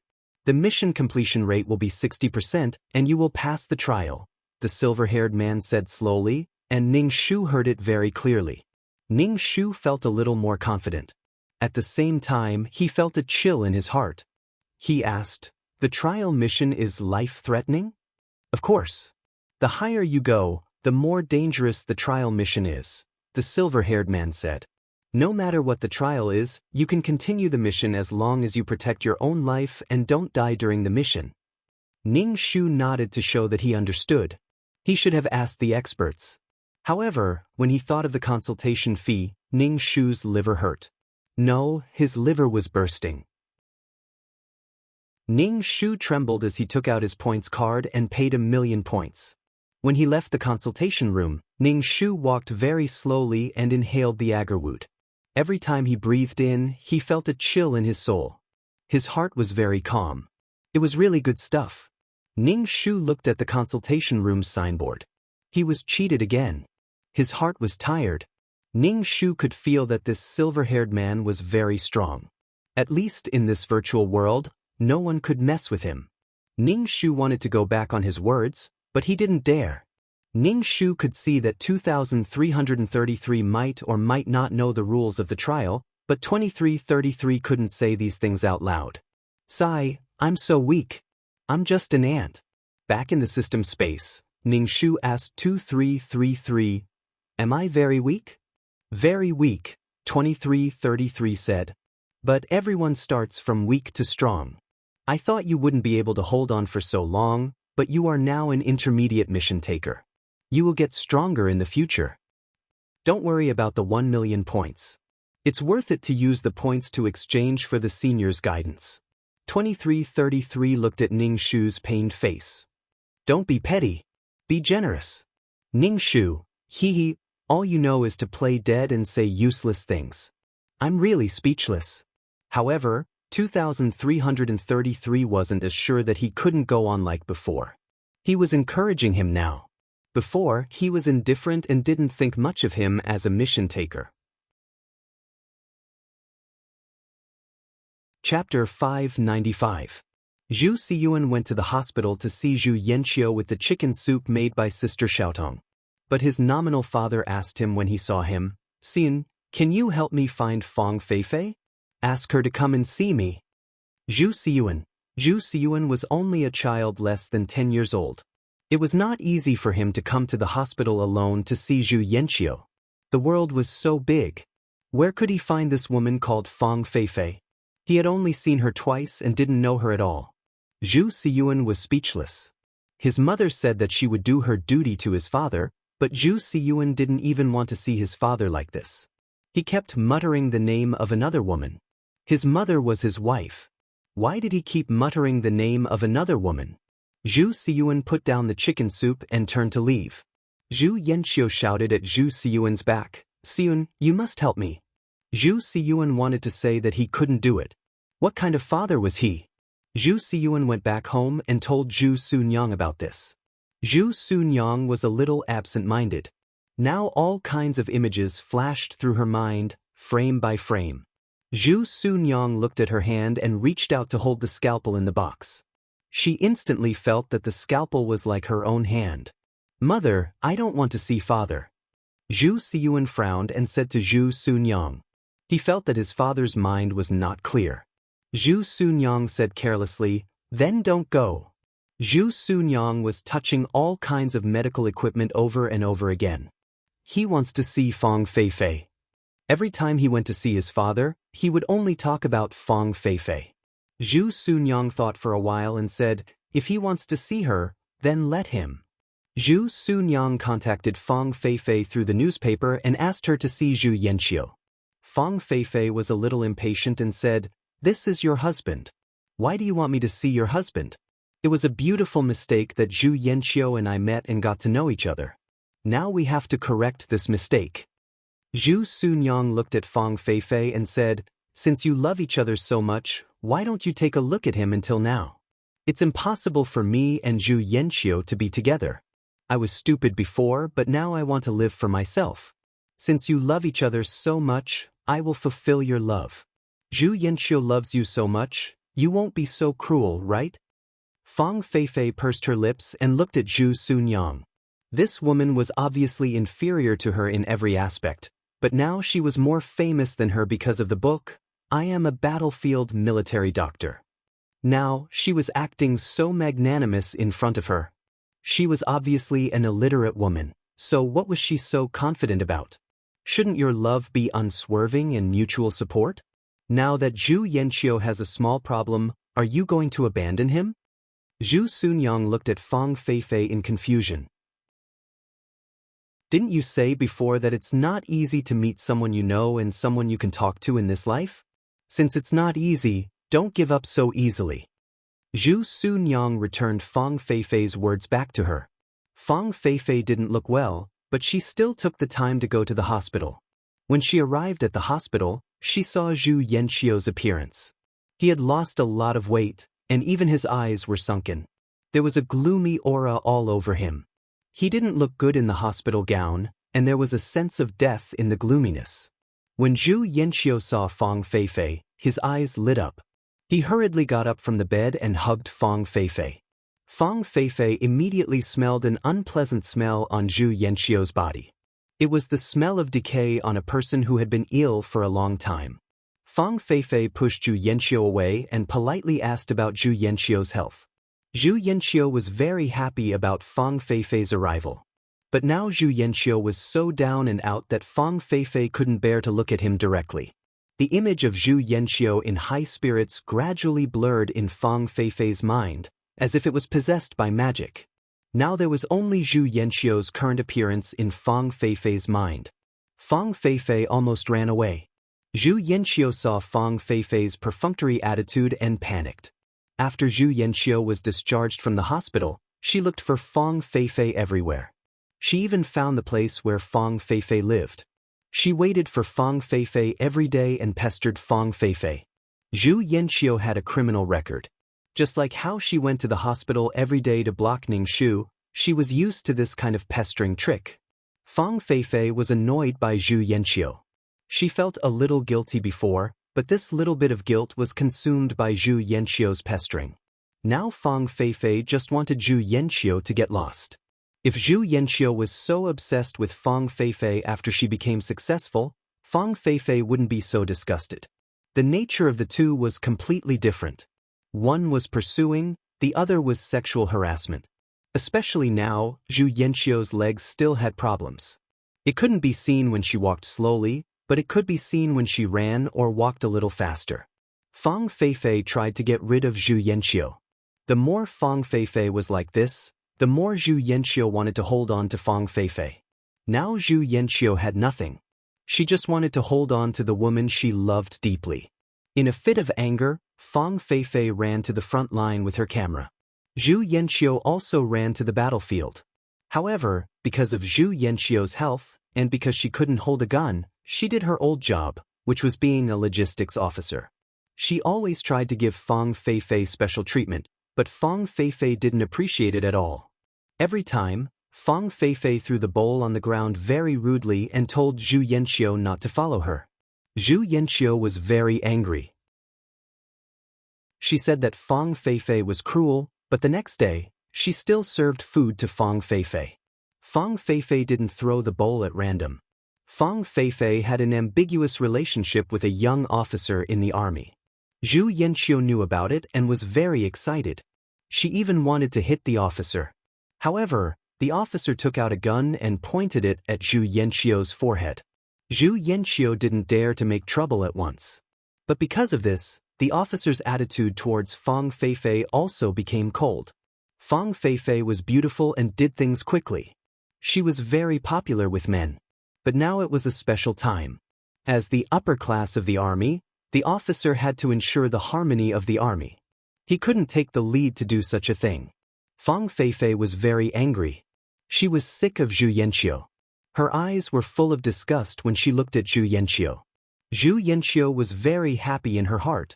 She even told Fang Feifei that the person was playing with her and she shouldn't be fooled.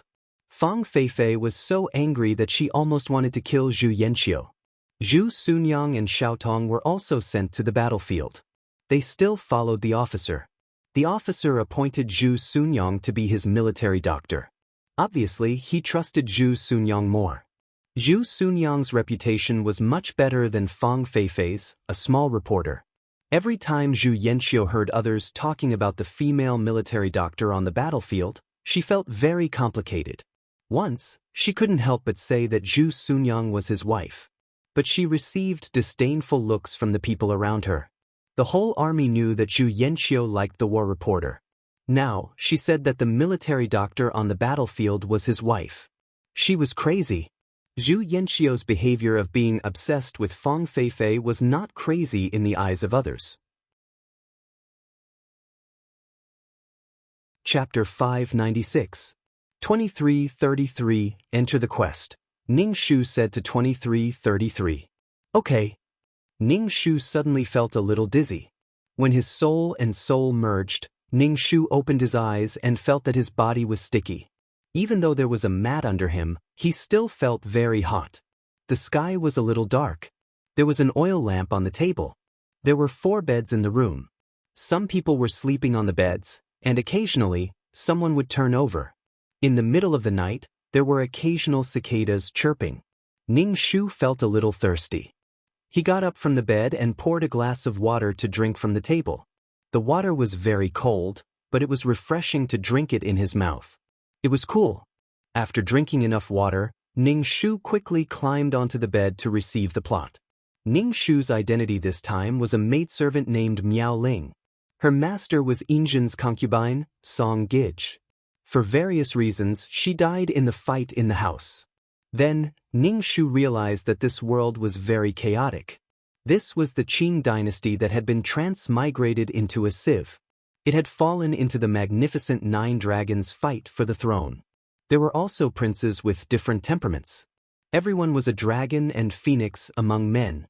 Most of the girls were here for the 4th prince. Injin was the future emperor. He was unpredictable, suspicious, and even treacherous and cruel. All of them wanted to conquer the famous cold-faced king in history. It was too challenging to conquer such an iceberg. It melted the iceberg and watched the cold person fall into a passionate love. He was cold to others, but he was different to himself. It was too fulfilling.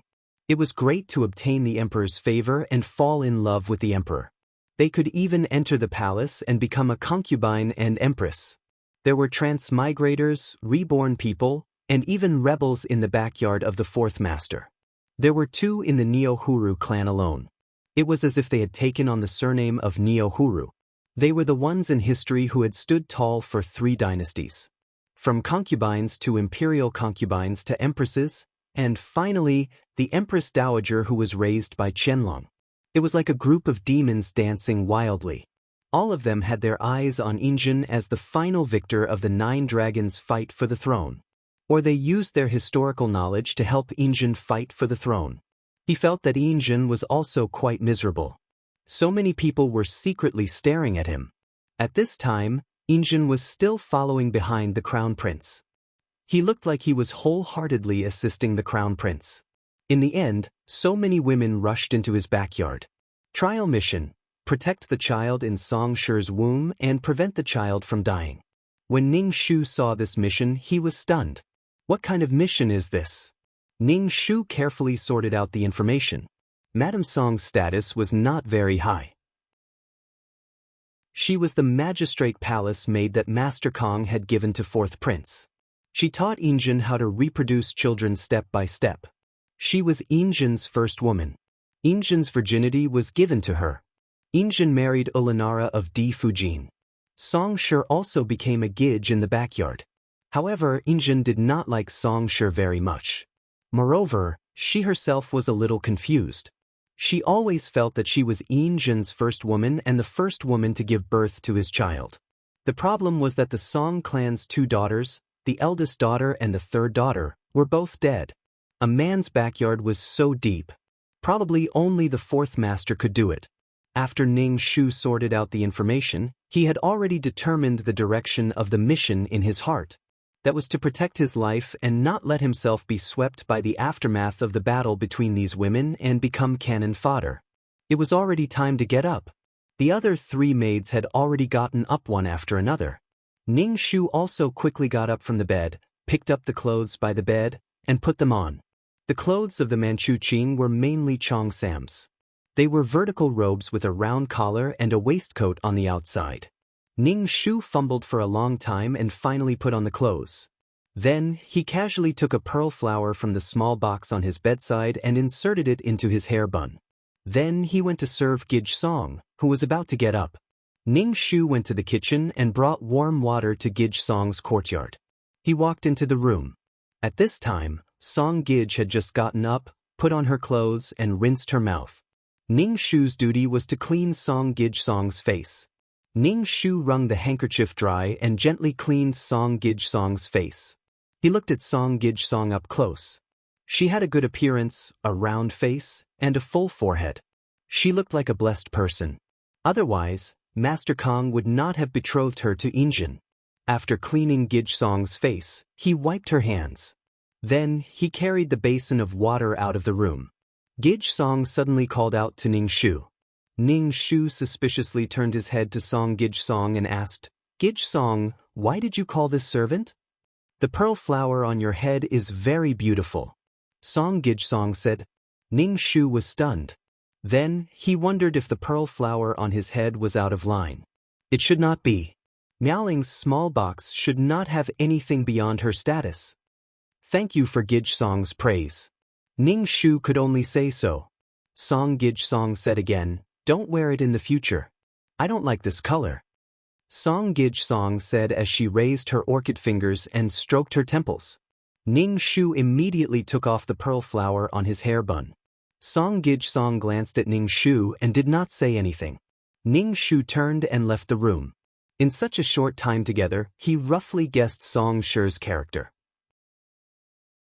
She did not like servants to be out of her control. She said that she did not like the color of the pearl flower on her head. In fact, she did not like servants to wear beautiful clothes. She was probably afraid that her maid would seduce Injun. Song Gij Song took her personal maid to greet Di Fujin. Ning Shu went to have breakfast and then returned to the room. He put the pearl flower in the small box beside the bed and only took a silver hairpin to plug it in. For this task, Ning Shu was very careful. Song Gij Song was just a Gij Song, but her attitude towards servants was very arrogant. Therefore, as an involuntary maid, it was easy for her to become a sacrifice in the fight between big people. Moreover, part of the reason for the death of the original Miaoling was because of Song Gij Song. Sure enough, as the silver-haired man said, the most important thing was to save one's life. But he did not know whether Song Gij Song was pregnant now. The three maids in the same room returned to the room one after another. However, these three maids did not have the same master as Ning Shu, but they lived in a room with 4 people. Basically, their status was not high. When the three maids saw Ning Shu, they did not speak. It was not good for them to be too close to their masters. Ning Shu observed the 3 people in the same room. They were dressed very plainly and very low-key. Sure enough, the pearl flower she just wore was a bit out of place. "Miaoling, you still stay here." Gij Song fainted. "Quickly get water." A maid rushed into the room. Ning Shu anxiously said, and then hurriedly left. Ning Shu quickly went to the kitchen to prepare hot water. After getting the hot water, he went to Gij Song's courtyard. There were some people in the room. Many well-dressed women were sitting in the hall. Ning Shu squatted down with a basin of water and bowed to these women. Then, he carried the basin of water into the inner room. Song Gij Song was lying on the bed. Her face was pale. There was a doctor beside the bed who was checking her pulse. Ning Shu put down the basin of water and wiped the sweat on her face. Chapter 597. Ning Shu guessed that Song Gij was pregnant. This child was Injin's first child. It was the first child since he moved out of the palace and moved into the Fan Manor. "How is Gij Song doing?" Wulanara asked the doctor who was taking her pulse. When Wulanara asked this, the other women all looked at the doctor. Some of them had understanding on their faces, while others didn't think much of it. "Gij Song has been pregnant for a month. It's just that her body is weak, so she fainted," the doctor said. Wulanara nodded gracefully. "If you need anything, just tell me." A few women had faint jealousy on their faces. They touched their stomachs and looked at Song Shi, who was lying on the bed. Their gazes were not good. "Take good care of Gij. Gij is pregnant now. This is my first child. Nothing can go wrong." Wulanara knocked on Ning Shu's group of servants. "Yes." Wulanara left with Fourth Master's group of women. The room was empty. Ning Shu wiped Song Gij's face. His gaze swept over her stomach. This child would be born safely, but it would die prematurely. Song Shi's eyelashes trembled. It looked like she was about to wake up. "What's wrong with me?" Song Shi touched her forehead. Her expression was a bit haggard. Ning Shu said with joy, "Gij, the doctor said you're pregnant. You're already pregnant for a month." "Really?" Song Shi's face was filled with surprise and joy. She quickly touched her stomach. "I'm pregnant. I'm pregnant with Fourth Master's child." Song Shi was very happy. She even gave some tips to the servant girls in her courtyard. Ning Shu also received some. "Master should be leaving court at this time. Go and invite him here," Song Gij quickly said to her personal servant, Hong Mei. Her tone was filled with joy and happiness. Hong Mei bowed to Gij Song with a smile on her face, then turned around to invite the Fourth Master. Not long after, Fourth Master came over. Ning Shu stood at the side and sized up the cold-faced king in history.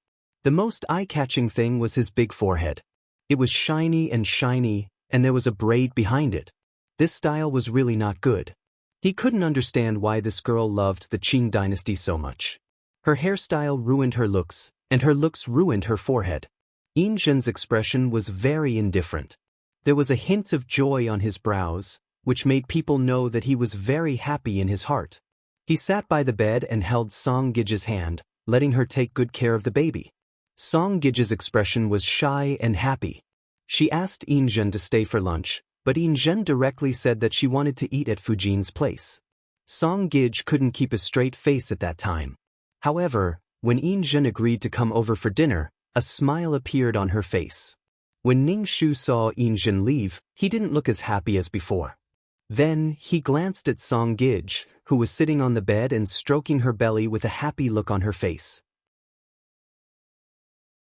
Ning Shu finally knew why Song Gij wasn't favored. When she was pregnant, she took the opportunity to seek favor. How could this last long? After Injin ascended the throne, she was still a concubine until she died. She also didn't protect her two daughters. Logically speaking, so many first happened to Song Gij, but Song Gij didn't grasp such an advantage at all. She didn't know when to advance or retreat. All kinds of thoughts flashed through Ning Shu's mind. The battle between the women in the harem was a battlefield without gunpowder. "Pour me a glass of water," Song Gij said to Ning Shu, who was standing there like a wooden stake. Ning Shu obediently poured a glass of water for Song Gij and then stood by the bed without saying a word. People were in high spirits when they were happy. Song Gij, who was thinking about it, felt like she was about to fly into the sky.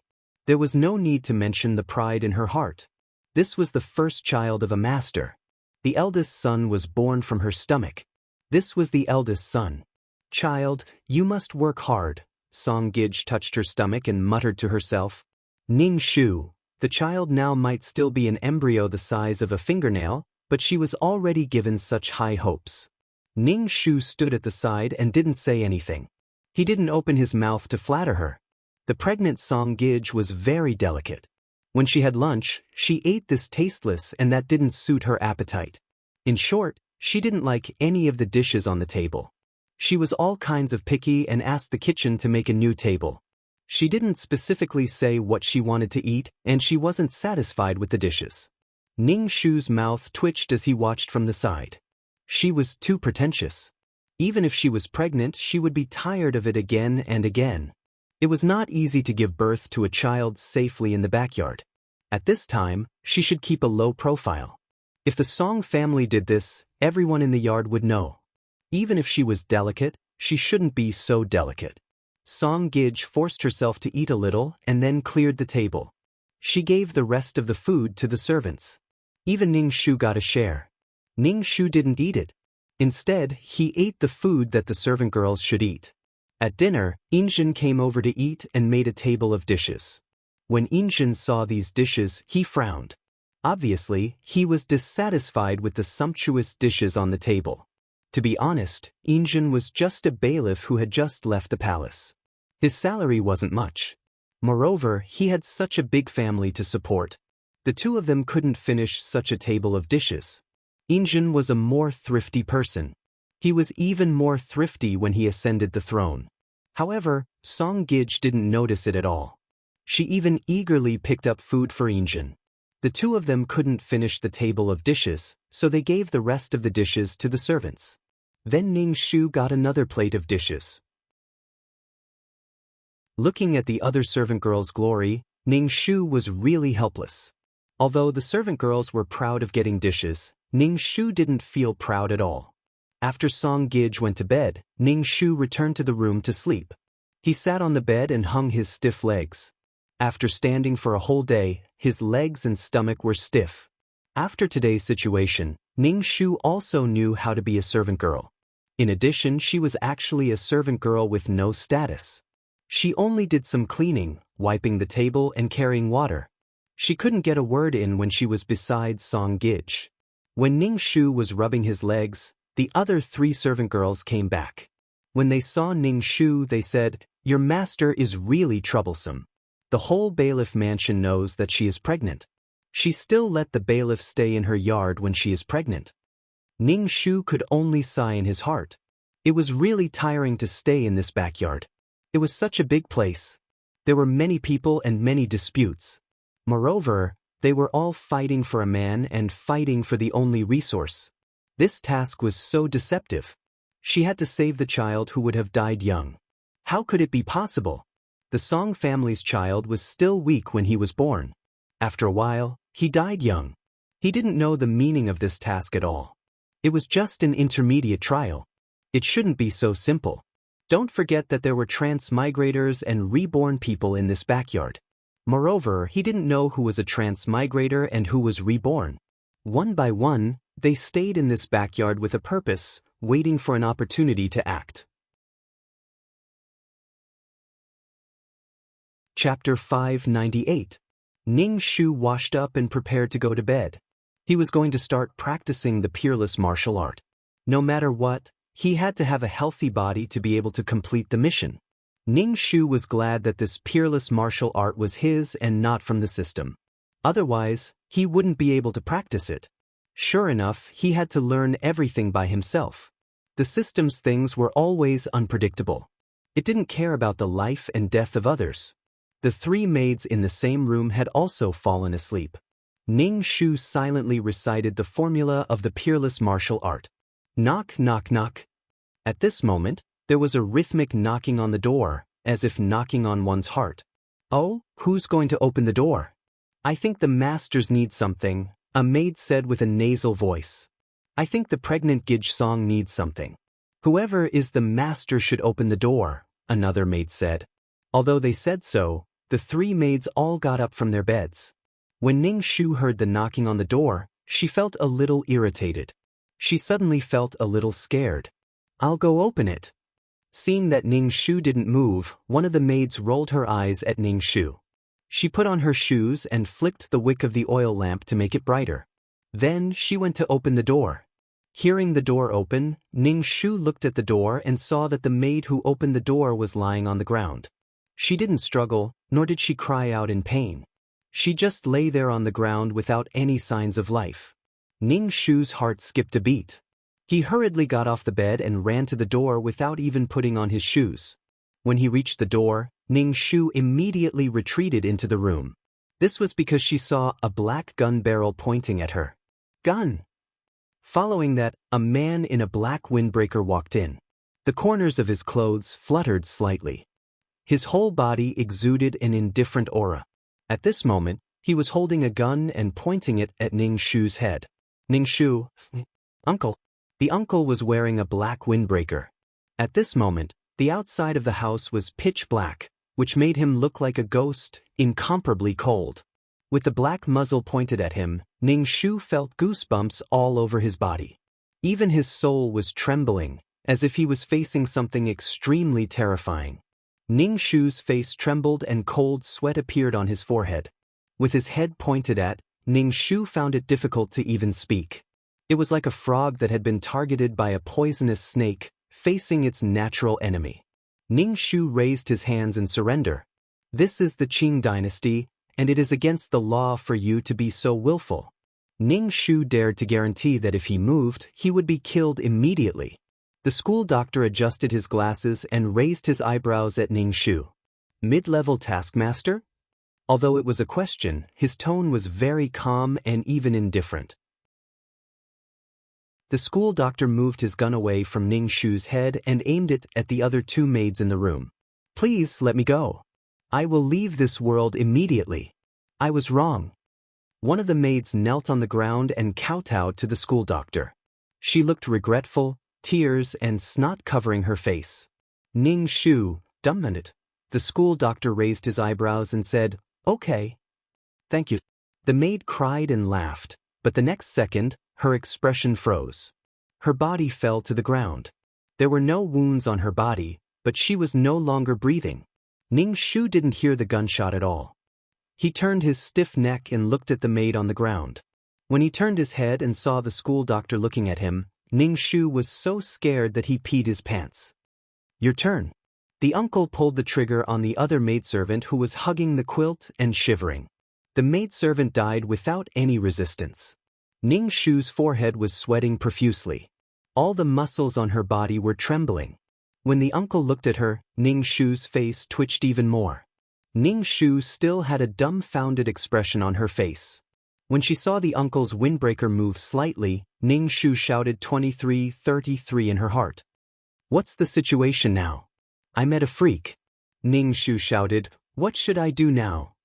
Let's run. 2333 squeezed out the words. The uncle was scarier than before. Ning Shu slowly moved to the door. She couldn't be killed. What would happen to her mission if she died? If she died, she would have to start all over again. If she wanted to become an intermediate taskmaster again, she would need to double the points. It wasn't easy to become an intermediate taskmaster.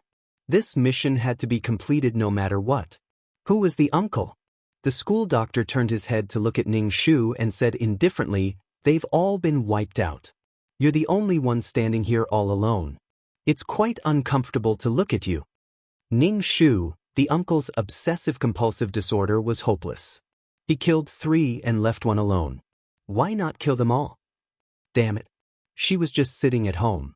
Disaster fell from the sky. I don't know anything. Can you let me go? Ning Shu said. The uncle glanced at Ning Shu. He adjusted his glasses and scanned the room. Ning Shu asked, which bed is yours? What? Ning Shu stared at the school doctor. What did you say? He must want you to give yourself to him. That's why he asked you which bed you sleep on. 2333's voice sounded in Ning Shu's head. The school doctor curled his lips. A cold light flashed through his glasses, making him look very creepy. Especially when he stood in the room with his long legs, the room seemed a lot shorter. Ning Shu had a feeling that the uncle had heard 2333's words. The curve of his lips was so creepy. Ning Shu quickly pointed at a bed. I'll sleep here. Shake the dust off the bed. The uncle said indifferently. Ning Shu, what was he doing? Under the uncle's gaze, Ning Shu bent down and brushed the dust off the bed. The school doctor took a few steps back and looked at Ning Shu, who was tidying the bed indifferently. Okay. Ning Shu said to the uncle who was playing with the gun. Only then did the uncle sit down. He crossed his legs, which made his legs look very long. Ning Shu wanted to sit down and get closer to the uncle. The school doctor turned around and looked at Ning Shu. "Stay away from me." Ning Shu was speechless. Ning Shu's but was almost touching the bed. He stood up awkwardly and said, "Do you want some tea? I'll boil some water for you." The school doctor looked at Ning Shu indifferently and didn't say anything. Ning Shu tentatively took 2 steps toward the door. Seeing that the school doctor didn't point the gun at her, she immediately ran out of the room. "Help!" Ning Shu ran all the way to the kitchen and locked the door. He leaned against the door and panted. He didn't dare to go back in. He might be killed if he went back. Ning Shu also didn't know why the uncle wanted to kill the mission enforcers. Chapter 599. Ning Shu hammered her weak legs and asked 2333, "What's going on?" "It's just like what you saw. The other 3 were also mission enforcers, but they've been killed," 2333 said. What was the probability of 4 mission enforcers in a room? And Ning Shu didn't realize that they were mission enforcers at all. It was probably because she didn't know them well enough. Why were they killed? Why did Uncle kill them? Ning Shu was very confused. 2333 asked, "Why did you call him Uncle?" "That's not the point. The point is, what's the situation now? Am I going to be killed too?" Ning Shu wiped the cold sweat on her forehead. Those mission enforcers should be high-level mission enforcers. This is a trial mission for intermediate mission enforcers. They shouldn't be here to cause trouble. 2333 said, "Otherwise, I can't think of any other reason." Ning Shu smacked her lips. "You killed high-level mission enforcers just like that." It wasn't easy to become a high-level mission enforcer. She was only an intermediate mission enforcer, but she already felt that it was very, very difficult. They said there was a lack of mission enforcers, but they didn't hesitate to kill them. They're just high-level mission enforcers. They've violated the rules set by the higher-ups. They don't have the ability to jump out of the rules. If they jump out of the rules, they'll die. High-level mission enforcers are just ants, slightly bigger ants, slightly stronger ants. 2333's voice was cold. Ning Shu's heart was cold. Why would high-level mission enforcers come to an intermediate trial mission? There must be a benefit. You'll know the benefit later. And this benefit can make these high-level mission enforcers risk being killed to enter the trial mission. If not kill them, who would be killed? 2333 said without much care. Ning Shu was even more speechless. She felt that she was unjustly implicated. But seeing 3 high-level mission enforcers die in front of her, Ning Shu's heart trembled. Her heart felt like it was soaked in ice water. Why was the world so dangerous? Missions were dangerous, and there were stronger people who could kill her in one move. People's hearts were not what they used to be, and the world was difficult. Ning Shu stayed in the kitchen and didn't dare to go back. He didn't know if the school doctor would kill everyone because of his obsessive-compulsive disorder. He didn't dare to take the risk. She was an honest middle-level mission enforcer. She couldn't let the uncle kill her by mistake. Every time Ning Shu made a step forward, he would discover that there was someone even better than him. It was so tiring. The fact that the school doctor could kill a mission enforcer meant that he had a very high status. How could he have met him in a low-level dimension before? Ning Shu, I don't dare to go back. Ning Shu felt a little hungry. He found some cold pastries in the kitchen and ate 2 pieces. He choked and burped, then stopped eating. After staying in the kitchen for a long time, Ning Shu decided to go back to see if he had left. He couldn't play with this kind of people. Ning Shu carefully peeked into the room through the window. The school doctor who was supposed to be sitting on the bed was gone, and the person who had been killed earlier had come back to life and was walking around the room. Are these the souls of the original owner? Ning Shu asked. 2333 nodded. Ning Shu let out a sigh of relief. He walked into the room. The 3 maids saw Ning Shu and asked, "Where did you go in the middle of the night? Don't tell me you went to meet someone in private?" Another maid said with a look of disdain. Ning Shu didn't say anything. He lay on the bed and felt that the school doctor had sat on the bed. It was cold and the hair on his body stood on end. His mind was full of the black windbreaker. The mirror reflected the cold white light. The abstinence and coldness. I'm so scared. Ning Shu didn't sleep well that night. When he woke up the next morning, his head hurt. Especially when he saw the 3 maids walking around in front of him, Ning Shu thought of the mission enforcers who had been in their bodies and disappeared. He felt cold all over. He felt that the world was full of danger. Ning Shu felt a little dispirited.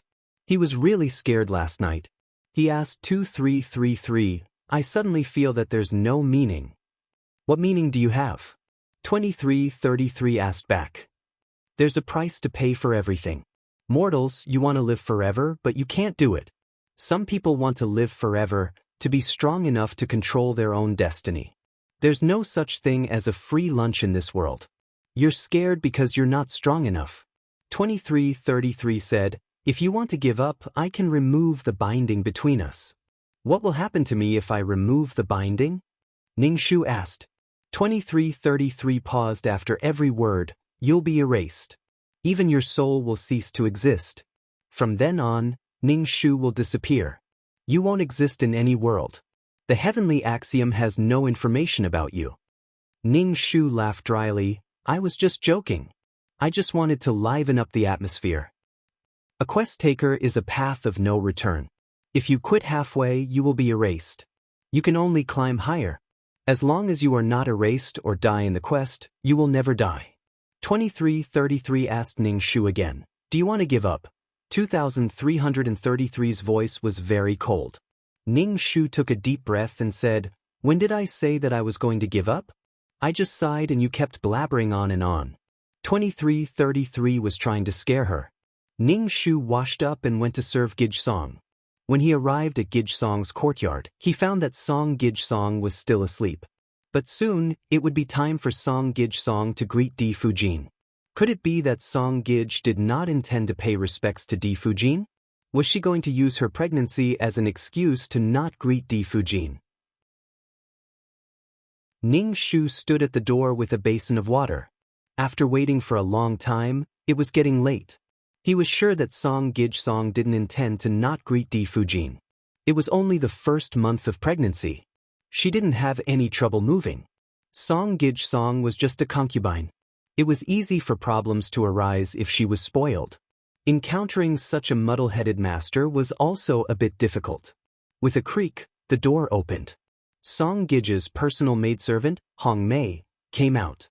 She glanced at Ning Shu, took over the basin in Ning Shu's hand, and cast a sidelong glance at Ning Shu. She raised her chin and said, go to Di Fujin's courtyard and tell her that Gij is not feeling well today. She felt dizzy when she woke up this morning. Go and apologize to Di Fujin, and tell her that Gij can't pay her respects today.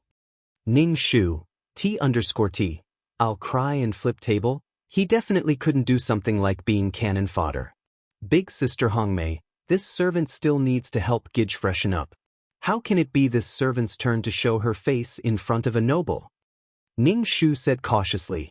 Hongmei raised her chin, at least you know what's good for you. Go and report to Di Fujin's courtyard.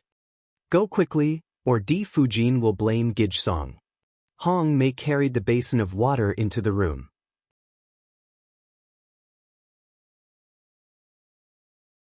Chapter 600. Ning Shu felt depressed. It was hard to be assigned such a task, and he had to go. Ning Shu went to Di Fujin's courtyard. Led by a maid, he entered the hall. As soon as he walked in, he saw a few beautiful women sitting in the room. Elinara sat at the head of the table. She looked elegant and dignified. Ning Shu walked quickly into the hall. He bowed to Elinara and said respectfully, greetings to Di Fujin. Before Di Fujin could say anything, a woman sitting below said, why hasn't your Gij come to greet Fujin yet? Ning Shu looked at the concubine who spoke. It was Injin's concubine, Gung. He bowed and said, Gij Gung, my Gij didn't get up in the morning. Gij felt uneasy and asked me to come and apologize to Fujin. Ning Shu said again and again. When he bowed, he was almost half squatting. His attitude was very respectful and humble. Elinara smiled faintly and said, it's okay. Since Gij Song isn't feeling well, have you found a doctor? Ning Shu quickly said, Gidge said to just bear with it. There's no need to make a big fuss. She can't do anything beyond her status. Elenara had a smile on her face. It was hard to tell if she was angry or not. She told Ning Shu, take good care of your Gidge. If you need anything, tell me. Thank you for your grace, Fujin, Ning Shu said respectfully. Elenara asked Ning Shu to leave. Ning Shu walked out of the courtyard and sighed heavily. Oh, it was too scary. He was afraid she would be killed as an example to others. He felt like he had walked on the edge of life and death. Ning Shu observed the women in the room. Injin's Di Fujin, Elenara, was noble and elegant. His Di Fujin, Nyen Sherlan, was beautiful and weak.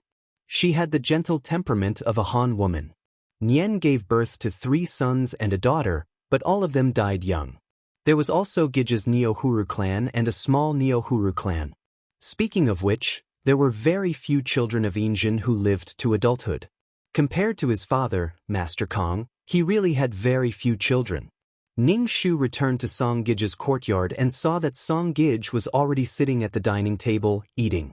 The table was full of food, and it was so sumptuous in the morning. Ning Shu felt quite powerless. He walked in and bowed. Gidge Song drank a mouthful of rice porridge and wiped the corners of her mouth with a handkerchief. Ning Shu asked, what did Fujin say? Ning Shu said, Fujin didn't say anything. He just told Gidge to take good care of her body. A smile appeared on Gidge Song's face. She looked very satisfied. She said to her personal maid Hong Mei, give her my hairpin. Hong Mei looked unhappy. In the end, she went into the inner room and took the hairpin to Ning Shu. This hairpin was made of jade, and there were some black spots on it. It was not very valuable, but it was a great reward for a maid like her. Ning Shu quickly waved her hand and said, this is too valuable. I can't accept it. Take it. Gidge Song was very satisfied when she saw Ning Shu's fearful look. Hong Mei carried Gidge Song and stuffed the hairpin into Ning Shu's hand. She gritted her teeth and said, Gidge gave it to you. Take it. Ning Shu took the hairpin. Seeing that Hong Mei's eyes were fixed on the hairpin in her hand, Ning Shu sighed in her heart. After that, Ning Shu gave the hairpin to Hong Mei. It was not worth it to hold a grudge for such a worthless hairpin. Hong Mei politely declined it at first, and then slightly raised her chin to accept the hairpin. Sure enough, like master, like servant, Hong Mei and Song Gidge Song were the same. Once they were in power, they became complacent. She would rather be a low-key servant. Song Gidge Song's pregnancy was not very comfortable. It was either there was something wrong with her or there was something wrong with her. Anyway, there was no end to it. A woman's pregnancy was uncomfortable, but it was not like Song Gidge Song. Miaoling, go and ask Master Baylor to come. Gidge Song is not feeling well, Hong Mei said to Ning Shu. Ning Shu glanced at Song Gidge Song, who was sitting on the bed. Song Gidge Song rubbed her forehead with her hand, looking very uncomfortable. With Ning Shu's shallow medical skills, Gidge Song was not feeling well yet.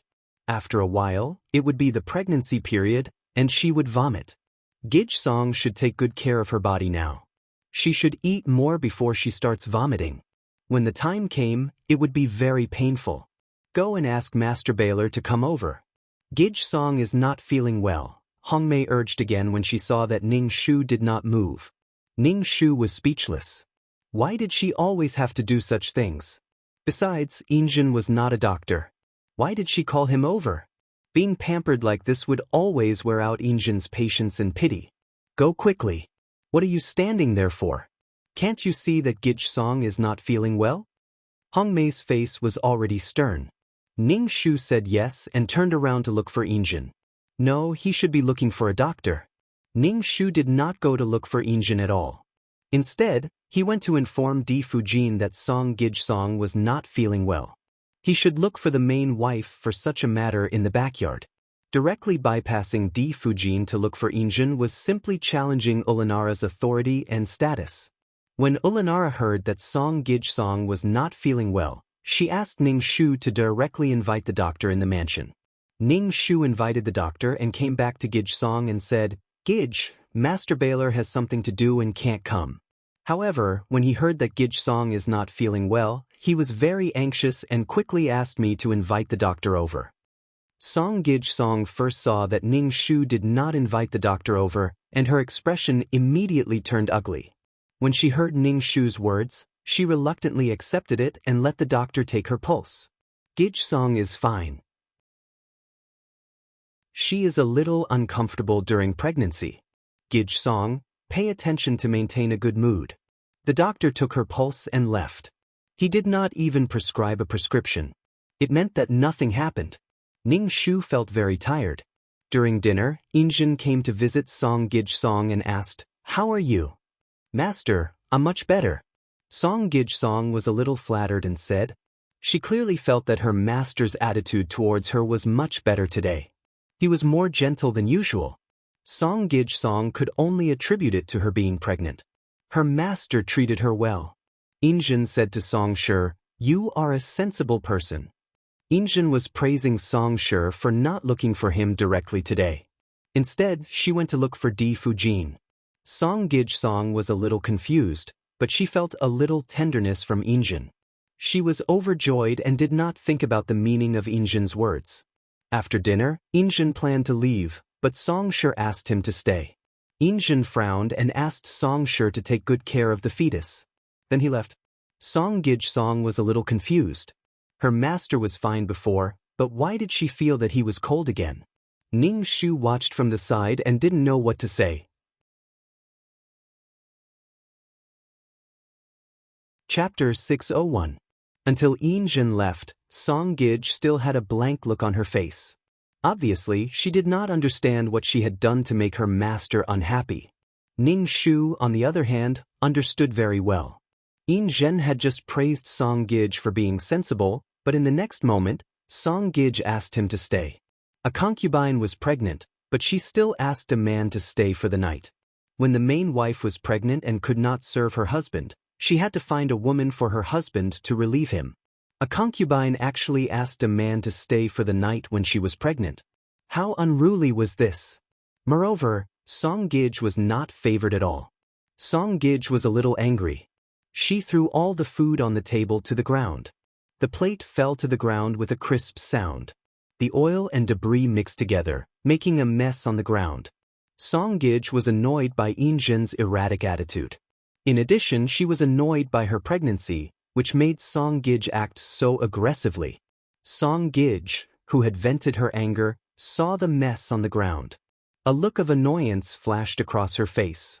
She said to Hong Mei, "Deal with the things on the ground. Don't let anyone notice." Miaoling, quickly clean up the ground, Hong Mei instructed Ning Shu. Ning Shu was speechless. He was speechless. Ning Shu could only start to clean up the things on the ground. It was greasy. He wiped the ground many times before it was clean. Ouch! Song Gij suddenly cried out with a panicked look. "My stomach hurts. My stomach hurts a little." "Gij, Gij." Hong Mei looked panicked. "Gij, Gij, are you okay?" Ning Shu threw away the handkerchief in his hand and walked over to check Song Gij's pulse. Actually, there was nothing serious. Ning Shu was a little speechless when he saw Song Gij in great pain. This was too exaggerated. In the early stages of pregnancy, it was normal for her lower abdomen to feel some pain. Now, it was because her body had not adapted to the pregnancy. It would be fine after a while. "Gij, it's okay," Ning Shu said to Gij. Song Gij's face turned pale. "But my stomach hurts." "Miaoling, you're not a doctor. Do you think you can tell by feeling the pulse like a doctor? Go get a doctor." Hong Mei said to Ning Shu, who was in a bad mood. "I'm a little scared. Go and call Grandpa." Song Gij, Ning Shu said weakly. Ning Shu was speechless. It was already so dark, and they had already called for a doctor during the day. It hadn't been long since they called for another doctor. Ning Shu was really annoyed. There was clearly nothing going on, so why did he have to seek attention and attract attention? Ning Shu bowed and said, "I've learned medicine from Barefoot Doctor. I know some medical skills." Gij's body is priceless. She thinks she's a miracle doctor after learning from Barefoot Doctor. If Gij is delayed, can you be responsible? The child in Gij's stomach is Master Baylor's eldest son. Nothing can happen. Hong Mei pointed at Ning Shu. "I asked you to call Master Baylor over. Why are you refusing?" Ning Shu was helpless. Hurry up. Can't you see that Gij is in pain? Hong Mei pushed Ning Shu. Hurry up and call Master Baylor. Ning Shu heaved a sigh of relief and turned to head to the courtyard of the Ulanara clan's Fujin. At this time, Ulanara was preparing to sleep. When she heard Ning Shu coming over and saw Ning Shu, she said in a bad tone, "What's wrong with your master?" Ning Shu heard Ulanara's helpless tone. He bowed and said, "Fujin, Gij said that she has a lot of abdominal pain and wants to call a doctor." Ulanara rubbed her forehead. "You go find the doctor first. I'll go find Master." Ning Shu nodded and turned to find the doctor. The doctor saw Ning Shu and was quite helpless. He carried the medicine box and followed Ning Shu to Song Gij's courtyard. "I asked you to call Master. Where's Master?" Song Gij saw that Ning Shu had brought the doctor over and didn't see Yin Zhen. Her expression immediately turned bad. "What's wrong?" Yin Zhen walked in, followed by Ulanar. "Master!" Song Gij immediately cried out in joy, and then said with some panic, "Master, this concubine's stomach hurts." Yin Zhen sat by the bed and said calmly, "It's okay." "But Master, I'm really scared," Song Gij said as she grabbed Yin Zhen tightly. "How is Gij Song?" Yin Zhen's tone became more and more indifferent as he asked the doctor. Ulanara watched from the side and didn't make a sound. She looked calm and composed. "Gij Song is fine. This is a normal reaction of a pregnant woman. What Gij Song needs to do is to maintain a good mood," the doctor said as he shook his head. Yin Zhen glanced at Gij Song. "See, she's fine. Rest well." Yin Zhen frowned and turned to leave with his hands behind his back. Ulanara instructed Song Gij Song, "Don't be nervous. Song Gij Song, you're just too nervous." "Master, Master!" Song Gij Song hurriedly shouted when she saw Yin Zhen leave. Seeing Yin Zhen leave without looking back, Song Gij Song felt wronged. When she heard Ulanara say this, she said, "Fujin has never been pregnant. The child in my stomach is the first child of Bell Manor. I don't have any experience, so I'm so anxious." A trace of sternness flashed across Ulanara's eyes, but it disappeared immediately. She said in a dignified and elegant manner, "Since it's Master's first child, Gij Song must take care of her body and give birth to a healthy heir for Master." Ulanara turned around and left. Song Gij Song felt a little uncomfortable. She touched her stomach. Of course, she would give birth to a healthy heir for Master, and it was Master's eldest son. Ning Shu watched from the side, and his jaw dropped to the ground. Song Gij Song's EQ made Ning Shu kneel down. He thought that the women who lived in the backyard were all smart people, but there were also one or two people who were not very clear-headed. Song Gij Song was such a person. She could not keep her cool. Only by being indifferent could she go far. With Song Gij Song's personality, she was simply cannon fodder. She used the child in her stomach to scold the legal wife. This confidence was enough to make Ning Shu's jaw drop. The problem was that she still had to serve such a master. She was tired and did not explain. "Hong Mei, do you think it's a boy or a girl in my stomach?"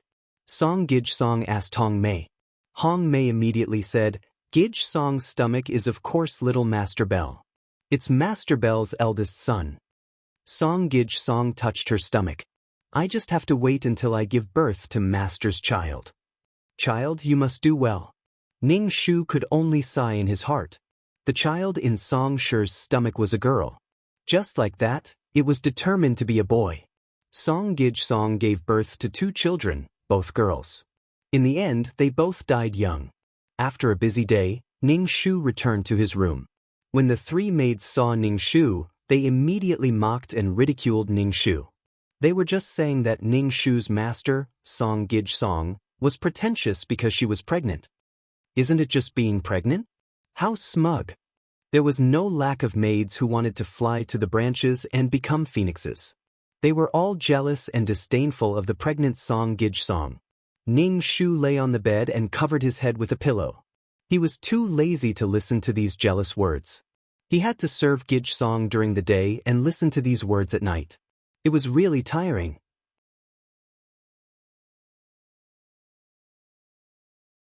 Chapter 602. Song Gij, who had been pregnant for almost a month and a half, began to show signs of pregnancy.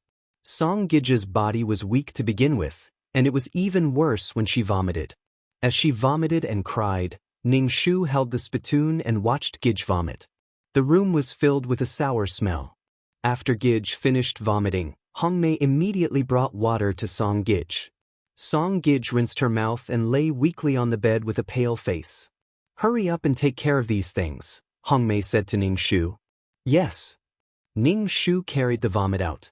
Ningshu felt that she might really have to finish all 365 lines. To be honest, a servant's life was not in her own hands and her status was low. It was very disadvantageous for her to carry out missions. Ningshu guessed that such missions were to test the mission taker's temperament. No matter what status they were in, they had to be calm. She could be a queen, a beggar, a socialite, and a man. Ningshu cleaned the spittoon. Before he walked into the room, Hongmei came out from the inner room and said to Ningshu, "Master's appetite is not good. Please invite Master Baylor over for lunch." Ningshu chanted the clear heart mantra in her heart. She told herself not to be angry, but Ningshu felt helpless. She used the same excuse every time and always asked her to invite people. She was now a familiar face in front of Ulanara. Ningshu felt that if this continued, she would end up in a miserable state. Moreover, since Gij Song got pregnant, she had not gone to greet Fujin. Every time Ningshu went to report to Ulanara, she was very humble. However, Ningshu still felt that Ulanara was unhappy. Especially now that the morning sickness was serious, Songshur had more reasons not to greet Ulanara. Ningshu felt that this could not go on. "Gij, are you going to greet Fujin now?" Ningshu asked Songshur. He just got up and vomited for a while. He should be able to go and greet Ulanara. Song Gij rubbed her forehead weakly. She was probably feeling unwell. Ningshu didn't get angry when he said that. "My body is really not feeling well. I can't take any risks until the child is born and the eldest son is born." Song Gij actually knew that her behavior was a little out of line. Perhaps it was because she was the first woman in the Fan Manor to be pregnant, so it was inevitable that she felt proud and wanted to use this method to seek attention. Ningshu felt really helpless. He said, "Gij, you're the only one in Master Baylor's backyard who's pregnant. What you're doing will make the other Gij unhappy." Ningshu said very straightforwardly, "Gij should be more careful in this critical period. She should be more careful with her words and actions." "Are you lecturing me?" Song Gij looked at Ningshu from the corner of her eyes. She put her hand on Hongmei's hand and slowly stood up. Ningshu quickly bowed and said, "This servant doesn't dare to lecture Gij. This servant doesn't dare." Song Gij touched her hair with her other hand and said lightly, "But you're right. You should be careful with your words and actions." Ningshu was a little surprised. He took out a sachet and said to Gij, "Gij, this is the sachet I made. There's orange peel and mint inside. When you feel dizzy or uncomfortable, you can take it out and smell it. It can wake you up." Gij Song nodded and gave Hongmei a look. Hongmei immediately took the sachet. "Come with me to greet Di Fujin," Gij Song said lightly to Ningshu. Ningshu immediately bowed. Then Gij Song took Hongmei and Ningshu, followed by a few maids, to Ulanara's courtyard. Ningshu saw Gij Song exaggeratedly holding her waist. It wasn't time to show that she was pregnant yet. Why was she holding her waist like this? Ningshu had a bad feeling in his heart. This posture didn't look like she was going to greet Di Fujin, but more like she was going to show off. "Miaoling, don't try to curry favor in front of your master. Do you want to be Gij's personal maid?" Ningshu was thinking about something. Hongmei whispered in Ningshu's ear. Her voice sounded like she was gnashing her teeth. Hongmei was obviously angry that Ningshu was trying to curry favor in front of Gij Song. She felt that he was challenging her position. Ningshu didn't speak. He looked a little scared. Hongmei curled her lips. She was very satisfied with Ningshu's attitude. She quickly went forward to hold Gij Song's hand and said, "Gij Song, hold my hand." When they arrived at Ulanara's courtyard, the other Gij Song had already arrived. Gij Song had a happy smile on her face. She held her waist and walked in. Gij Song hadn't come to greet Di Fujin since she was pregnant. Now that she suddenly came, everyone was surprised. Greetings to Fujin. Gij Song was going to greet Di Fujin, but before she bowed, Ulanara said, "No need to be so polite. Sit down." Ulanara also asked the maid to put a soft cushion on Gij Song's chair. Gij Song sat down happily. Ulanara asked Song Sure how she was feeling. Song Sure touched her belly with a painful and happy expression. This made the faces of the women around her very ugly. Ning Shu lowered his head and looked around with the corner of his eyes. Especially when he saw Song Shure's smug look, Ning Shu felt very speechless and observed the women around him. Ulanara had a smile on her face all the time. He couldn't tell if she was angry or not. Speaking of which, Ulanara was not very old. She was at most 17 years old. But she was mature, steady, and generous. At first glance, it was obvious that she was the wife of Ikijia. Ulanara was a big family in Manchuria. Especially Ulanara's family was prominent. Master Kong married such a woman to Injin. He still valued Injin in his heart. However, in the face of the concubine's provocation, Ulanara could sit still. She was quite tolerant. Ning Shu regretted letting Gij Song come to greet him. With this attitude, it was better not to greet him. In fact, Ning Shu could understand Song Gij Song's current mentality. Usually, Song Gij Song was not very favored at all. Although she was Injin's first woman, her presence was very weak among the Gij girls. Now that she was pregnant with Injin's first child, it was inevitable that she was a little complacent and enjoyed the feeling of being noticed. Alas, Ning Shu sighed. No matter what, he had to save his own life first. She had no right to speak in front of Gij Song. Gij Song, your maids are quite good. It's reassuring to have them take care of you, Ulanara said to Song Gij Song. Song Gij Song's face flashed with suspicion. She asked, "Which maid is Fujin talking about?" With a smile on her face, Ulanara looked at Ning Shu. "The maid who comes to greet me every day for you. She looks steady." Ning Shu had a bad feeling in his heart. When the topic suddenly changed to her, it was usually not a good thing.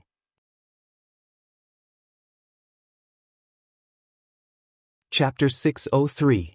How did the topic turn to her? Ning Shu hurriedly bowed and said in fear and trepidation, "Thank you, Fujin, for your praise. I don't deserve it." Gij Song glared at Ning Shu and said to Ulanara, "She's just a little girl. How can she deserve such praise from Fujin?" Ulanara touched the white jade bracelet on her wrist and smiled. "I think this girl is good. She comes to greet me on time every day." Ning Shu hurriedly said, "Gij Song ordered me to do this. I'm just following Gij Song's orders." Damn, was he going to become a chicken and be punished as an example to others? "See, I like people who know when to back off," Ulanara said with a smile. Song Shure's expression was not good. She looked at Ning Shu with suspicion. Ning Shu, what was going on? Had he done something out of line to attract Ulanara's attention? Or did she just want to warn Gij Song? Gij Song forced a smile and said, "Since Fujin likes this girl so much, I'll give this girl to Fujin. I'll do something for Fujin and let this girl serve him." Ning Shu was dazed and looked at Gij Song. Was she going to give him to Ulanara? Gij Song. Ning Shu called Gij Song. Gij Song frowned and looked at Ning Shu. Then she said to Ulanara, "Let this girl serve Fujin."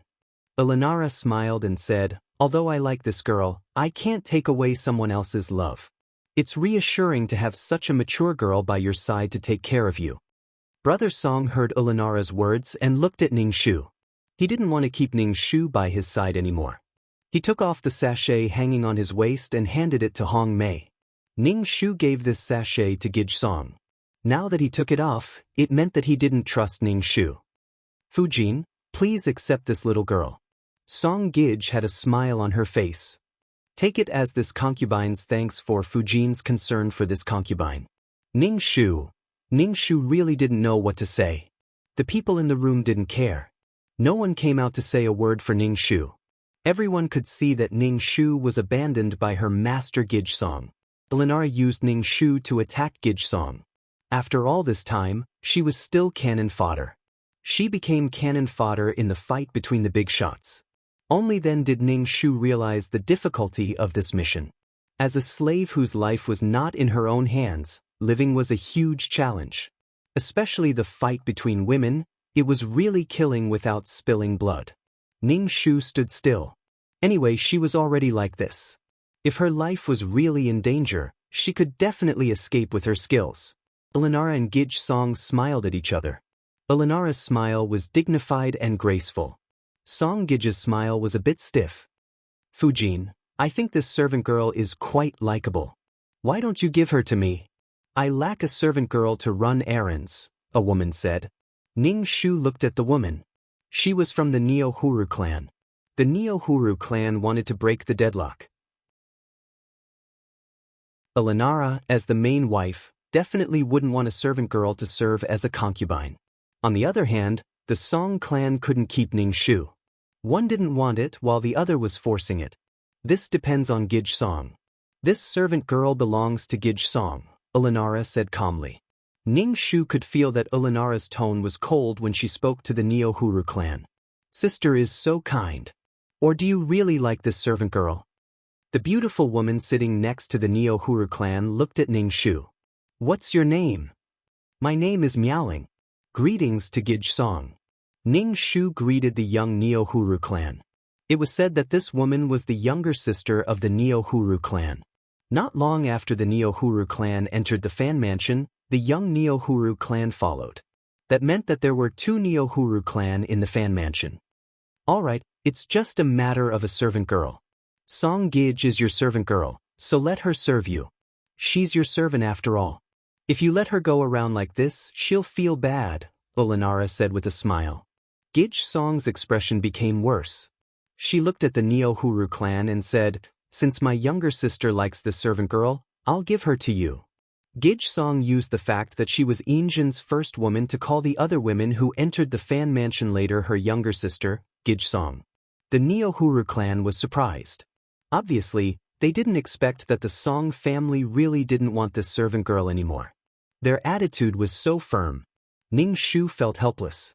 He glanced at Gij Song. Obviously, he couldn't go back to Gij Song's side in the future. Elenara said a few words casually and made the Song family treat him as a spy and not let him go back. Thank you, sister.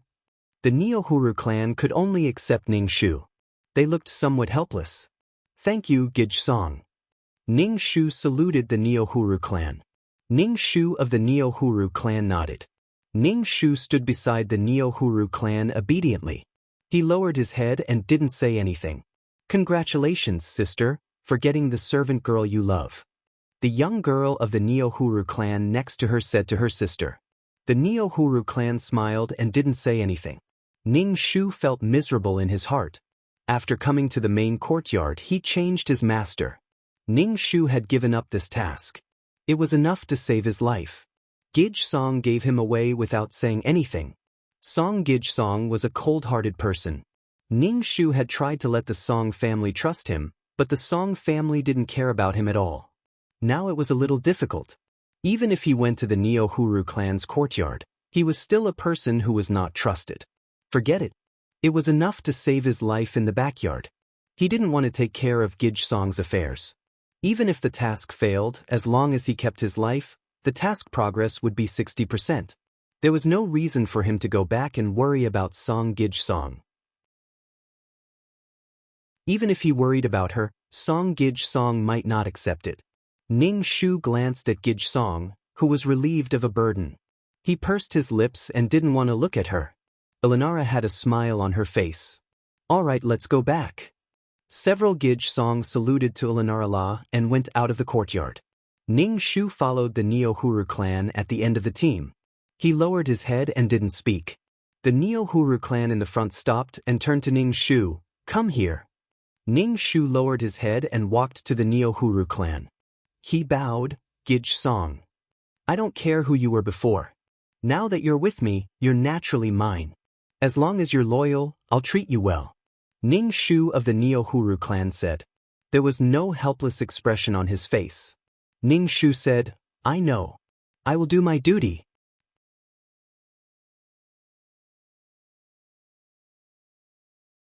Chapter 604. I don't like people who are half-hearted. From now on, you are mine. I will naturally take good care of you, the Neo-Huru clan said faintly. Ning Shu knew that the Neo-Huru clan was warning her. She bowed and said, I understand. The Neo-Huru clan smiled and took off the jade bracelet from her wrist. She pulled Ning Shu's hand and put the bracelet in Ning Shu's hand. She said, This is my gift to you. Ning Shu looked at the bracelet.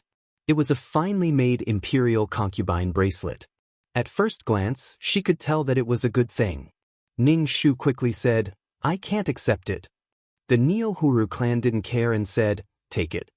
Such a valuable bracelet was really not for someone of her status to wear. My status is lowly. I really can't accept such a valuable reward from Gij. Ning Shu didn't want to accept the bracelet. Nyanhilu's face was filled with displeasure. Now that I'm your master, you can accept my reward without worry. I thank Gij for the reward. Ning Shu accepted the bracelet. The Neo-Huru clan curled their lips and turned to leave. Ning Shu looked at the bracelet in her hand and sighed in her heart. She was a woman who had stood for 3 dynasties in history. From Gij to the imperial concubine, then to the empress, and then to the empress dowager. She died at the age of 86. She became the Empress Dowager after the death of her legal wife. She became the Empress Dowager after the death of Injin's beloved wife. She became one of the most important women in Injin's life. Finally, she became the Empress Dowager after the death of Injin. It was an inspirational story. This combination of kindness and power was much better than Gij-song's methods. Although she was still a little immature, the Neo-Huru clan was now only 15 or 16 years old. It could be seen that there was a gap in his heart. The task this time made Ning Shu feel very tricky. Song Gij was different from the sickly master. Xian Hongyu treated 11 as a tool. Before the tool was broken and could no longer be used, he would not throw it away. He would only make the best use of it. But now, she had been ditched by Gij Song and abandoned by the target of his mission. Ning Shu's heart was filled with anger. Just now, the Neo-Huru clan had warned her not to play any tricks. The backyard was only so big. Even the slightest movement would be noticed by others. It was impossible for her to have more contact with Gij Song or the people in her courtyard now. At that time, the Neo-Huru clan would not let her stay. Ning Shu's task now had been reduced to surviving in this backyard. Even if she wanted to take care of Gij Song, she could not do it. Ning Shu moved out of the house where she had lived before. The servant girl of the Neo-Huru clan arranged a better room for Ning Shu.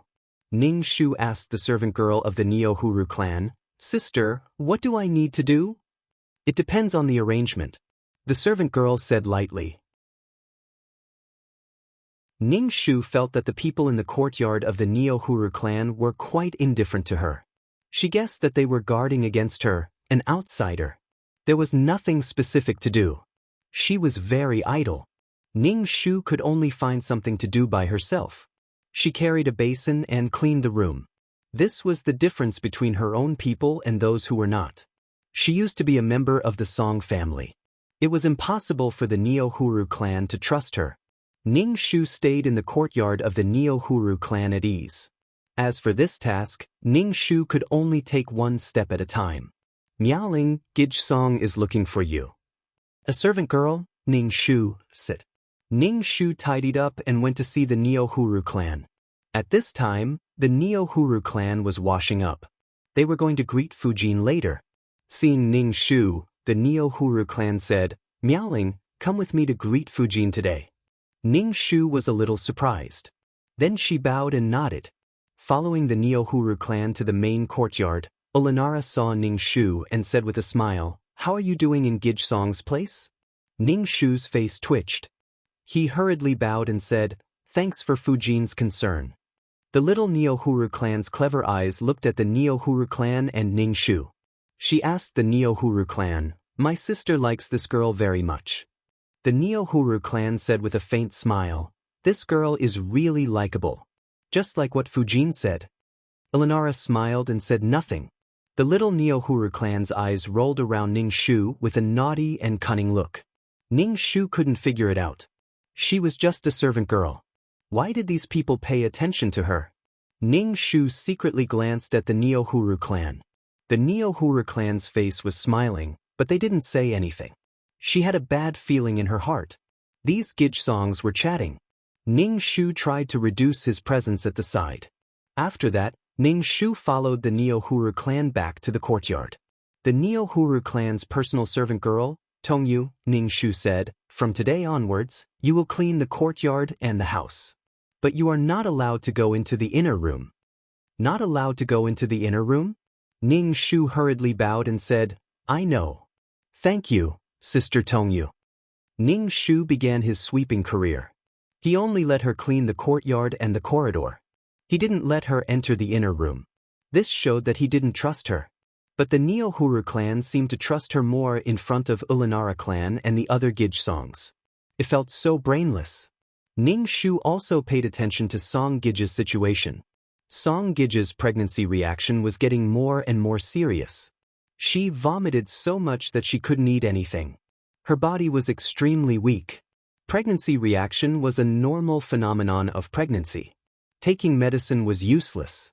The kitchen had already tried their best to make some appetizing dishes, but Song Gij couldn't eat them. Song Gij sent someone to Injin whenever she felt uncomfortable. The person Song Gij sent was not like Ning Shu, who went to report to Ulanara clan in advance. Instead, he went past Ulanara clan to invite Injin. How many times could he invite Injin a day? 3 times in the morning and at noon. Injin was also extremely annoyed, but Song Gij always used the child as an excuse. Injin had no choice but to go and see Gijsong. If he didn't go, people would say that he was heartless. Besides, this was his first child. Injin still had some expectations in his heart. Injin had few children. The other princes all had children. He only had one child now. He wanted the child to be born safely. Song Gij used this reason to invite Injin once. Then, she used the same reason every time. It was okay once or twice, but after a long time, it made people feel annoyed. Injin was a smart person. How could he not know that Song Shi was using the child to gain favor? He was annoyed. Song Shi sent someone to find Injin again. Injin directly asked Song Shi's maid to find a doctor. He was not a doctor, so it was useless for him to go. Song Shi was angry that she could not invite Injin. In addition, the suffering of pregnancy made Song Shi feel extremely wronged. She vomited and cried. Anyway, Song Shi had made a lot of noise since she was pregnant. The entire Baylor Manor knew about it. Some people were secretly mocking Song Gij, saying that they wanted to see what kind of golden nugget she could give birth to. However, Song Shi had always felt that she was pregnant with a son, the eldest son of Injin.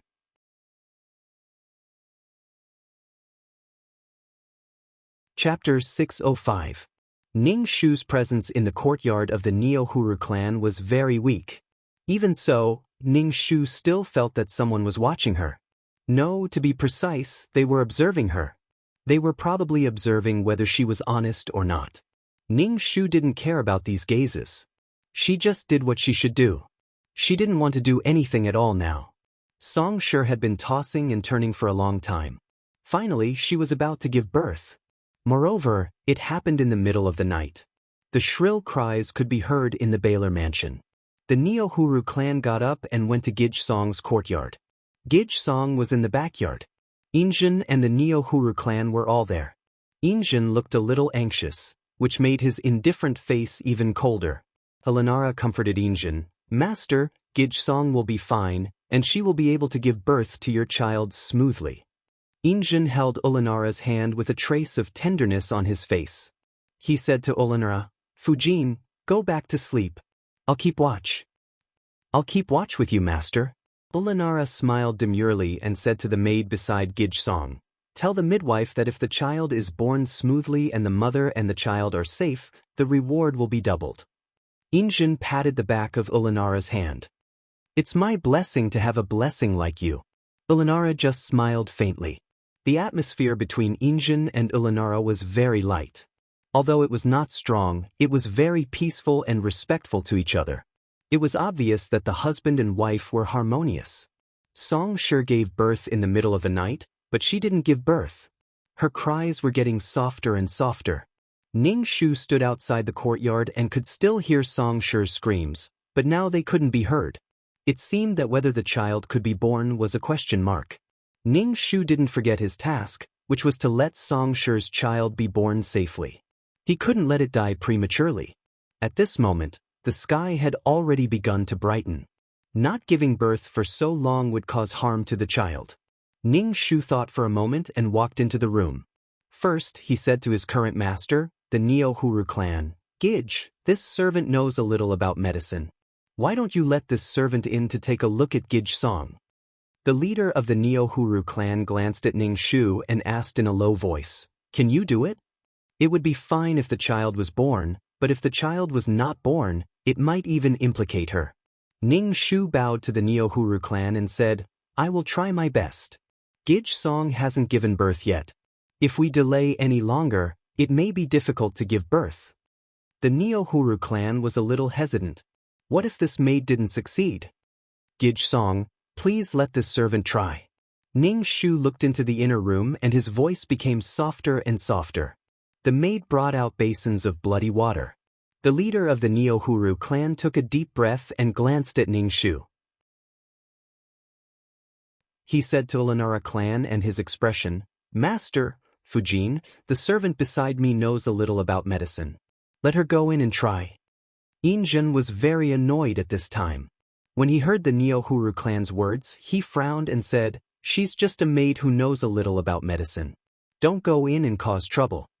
An unnatural look flashed across the Neo-Huru clan's face. "I spoke too much." Ning Shu felt a little helpless. It seemed that he had no way to go in. The midwife lifted the curtain and hurriedly came out of the inner room. She knelt in front of Injun and said in fear, "Master Baylor, Gidge Song has a difficult birth. The child's foot is out." When Injun heard this, he was stunned for a moment. He wiped his face and said coldly, "Try your best to save the child. Gidge Song, let this servant try." Ning Shu was very anxious. The leader of the Neo-Huru clan said in a low voice, "You heard it too. It's a difficult birth now." Ning Shu listened to Gidge Song's soft moans in the inner room. Her breathing seemed to be very weak. The leader of the Neo-Huru clan rubbed his forehead in annoyance. Chao Injun said, "Master, let my maid try."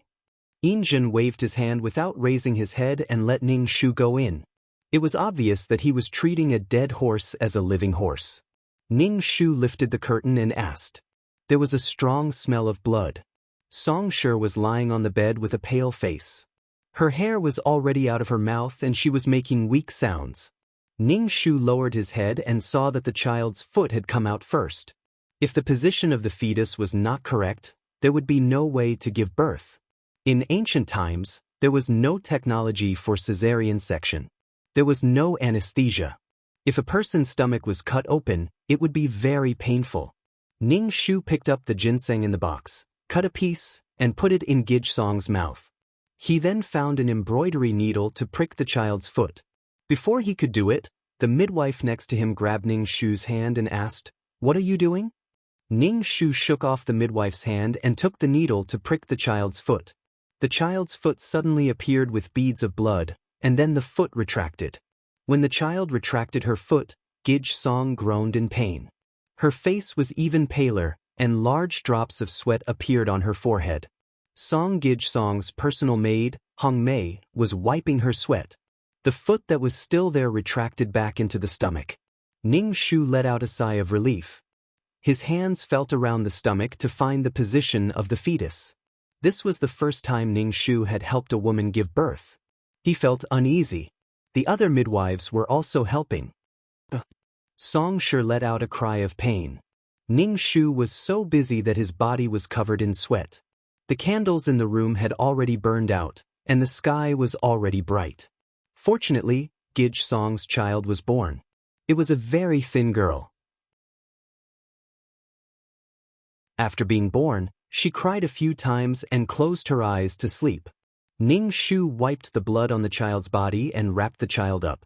The midwife took the child from Ning Shu's hands and opened the curtain to go out to announce the good news. Ning Shu took the silver needles from the doctor's medicine box and pricked Gijsong. Then he opened the curtain and walked to the Neo-Huru clan's side. The Neo-Huru clan looked at Ning Shu with some surprise and asked in a low voice, "Is Gijsong okay?" "She's fine." Knowing that she had given birth to a girl, Injun was a little disappointed.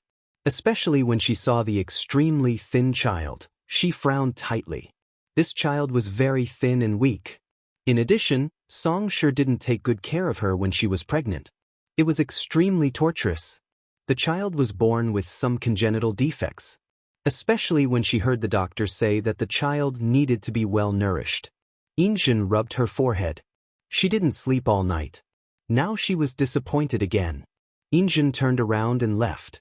Ulanara asked the people in the room to take good care of Gijsong. After Ulanara left, the other concubines also left.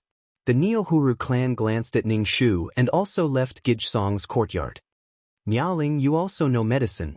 How did you do it?" Ning Shu of the Neo-Huru clan asked.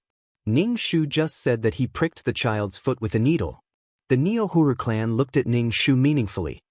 "You have this ability. Why did Gijsong give you away?" Speaking of this matter, Ning Shu was more helpless and said, "Gijsong doesn't like me." The Neo-Huru clan smiled and didn't say anything. After returning to the courtyard, they didn't go to bed. Instead, they washed up and went to greet Ulanara. Ulanara directly asked the people who came to greet to go back. After all, everyone stayed up all night.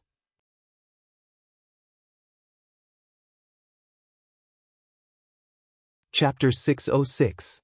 When Song Gij woke up, she wanted to see her baby. When she learned that the baby was a girl, she was stunned. She grabbed Hong Mei's hand and said, "How can it be a girl? Isn't it a boy?" Gijsong always thought that it was a boy in her belly, the eldest son of Master Baylor. But now it was a girl. How could it be? It was impossible. The nanny carried little Gij over. When Song Sure saw the thin and weak child in the swaddling clothes and that the child was very ugly, she panicked and untied the swaddling clothes. Seeing that it was a girl's characteristics, Song Sure's body collapsed. Gij, flowers first and bears fruit later. Gij will definitely give birth to a little Master Baylor. Hong Mei saw Song Sure's desperate face and said quickly, "What Gij needs to do now is to take care of her body and give birth to a son for Master Baylor. Take the baby away."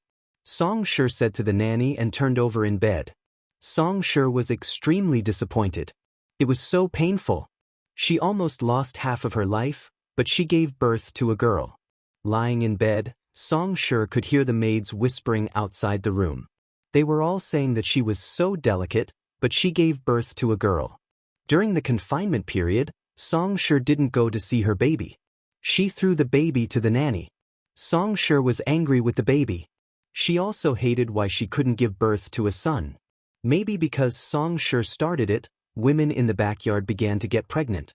This time, it was found that Ulanara was pregnant. Injun knew about it. He sent the supplements in his warehouse to Ulanara's yard. The doctor checked her pulse every 3 days. Ulanara was pregnant with a legitimate son. Injun naturally cared about it. When Song Sure knew about it, she was so angry. When she was pregnant, she didn't see Master Baylor being so good.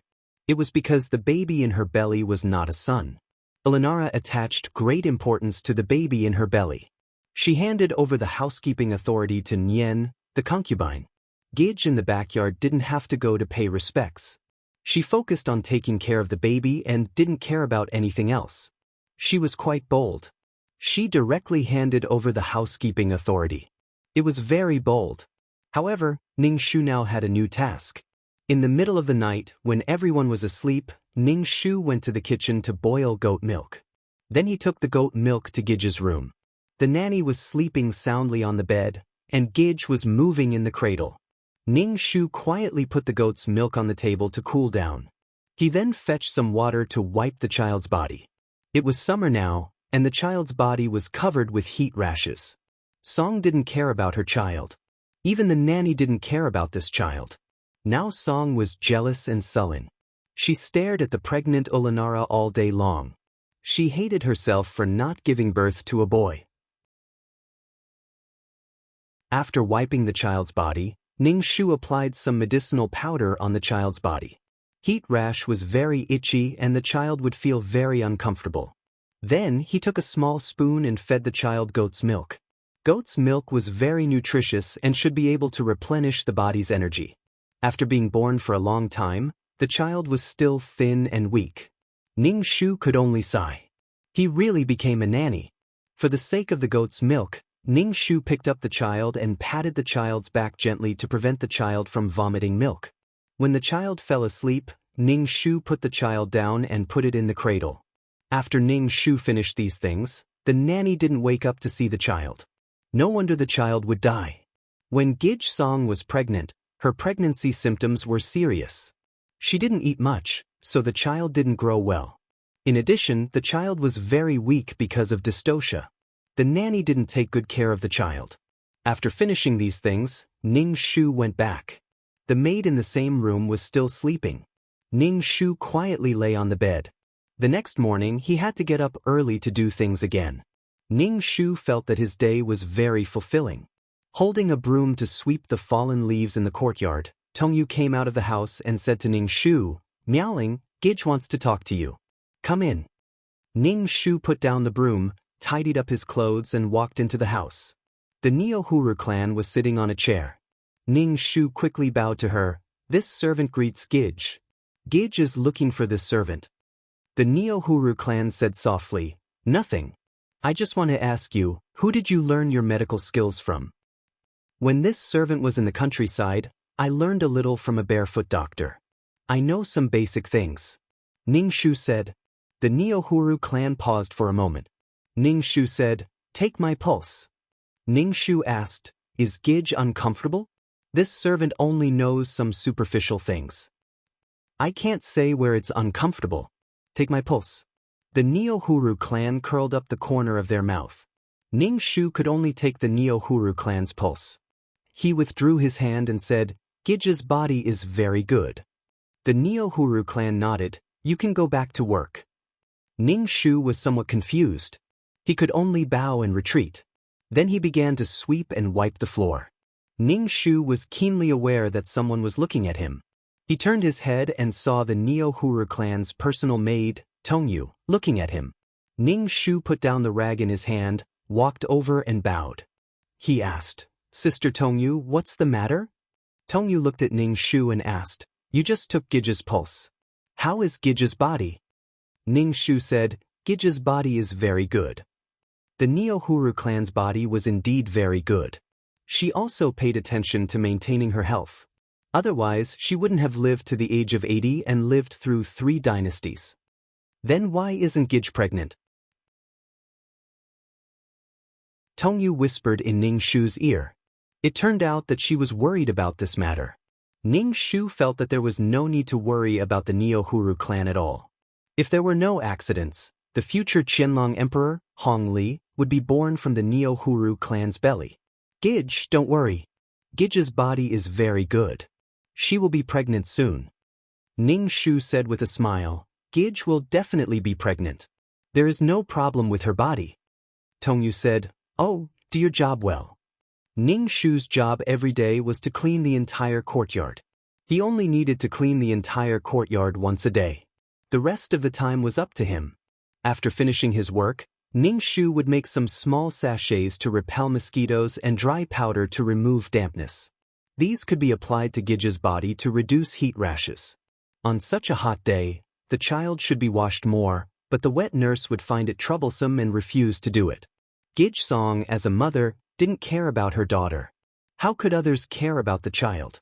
Gij Song only occasionally looked at Gij. When she saw that the child was still thin and weak, she felt distressed and helpless.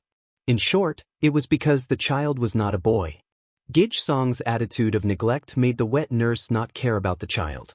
Even Ning Shu had to take care of the child because of the mission. There was no love for no reason. The child originally had nothing to do with Ning Shu. You're tuning in to the Passion Pages YouTube channel. We're so grateful for your support, and don't forget to subscribe to join us on this incredible journey through captivating stories. Your generosity through donations truly makes a world of difference, as it's the primary source of revenue that allows me to expand and enhance this channel for you.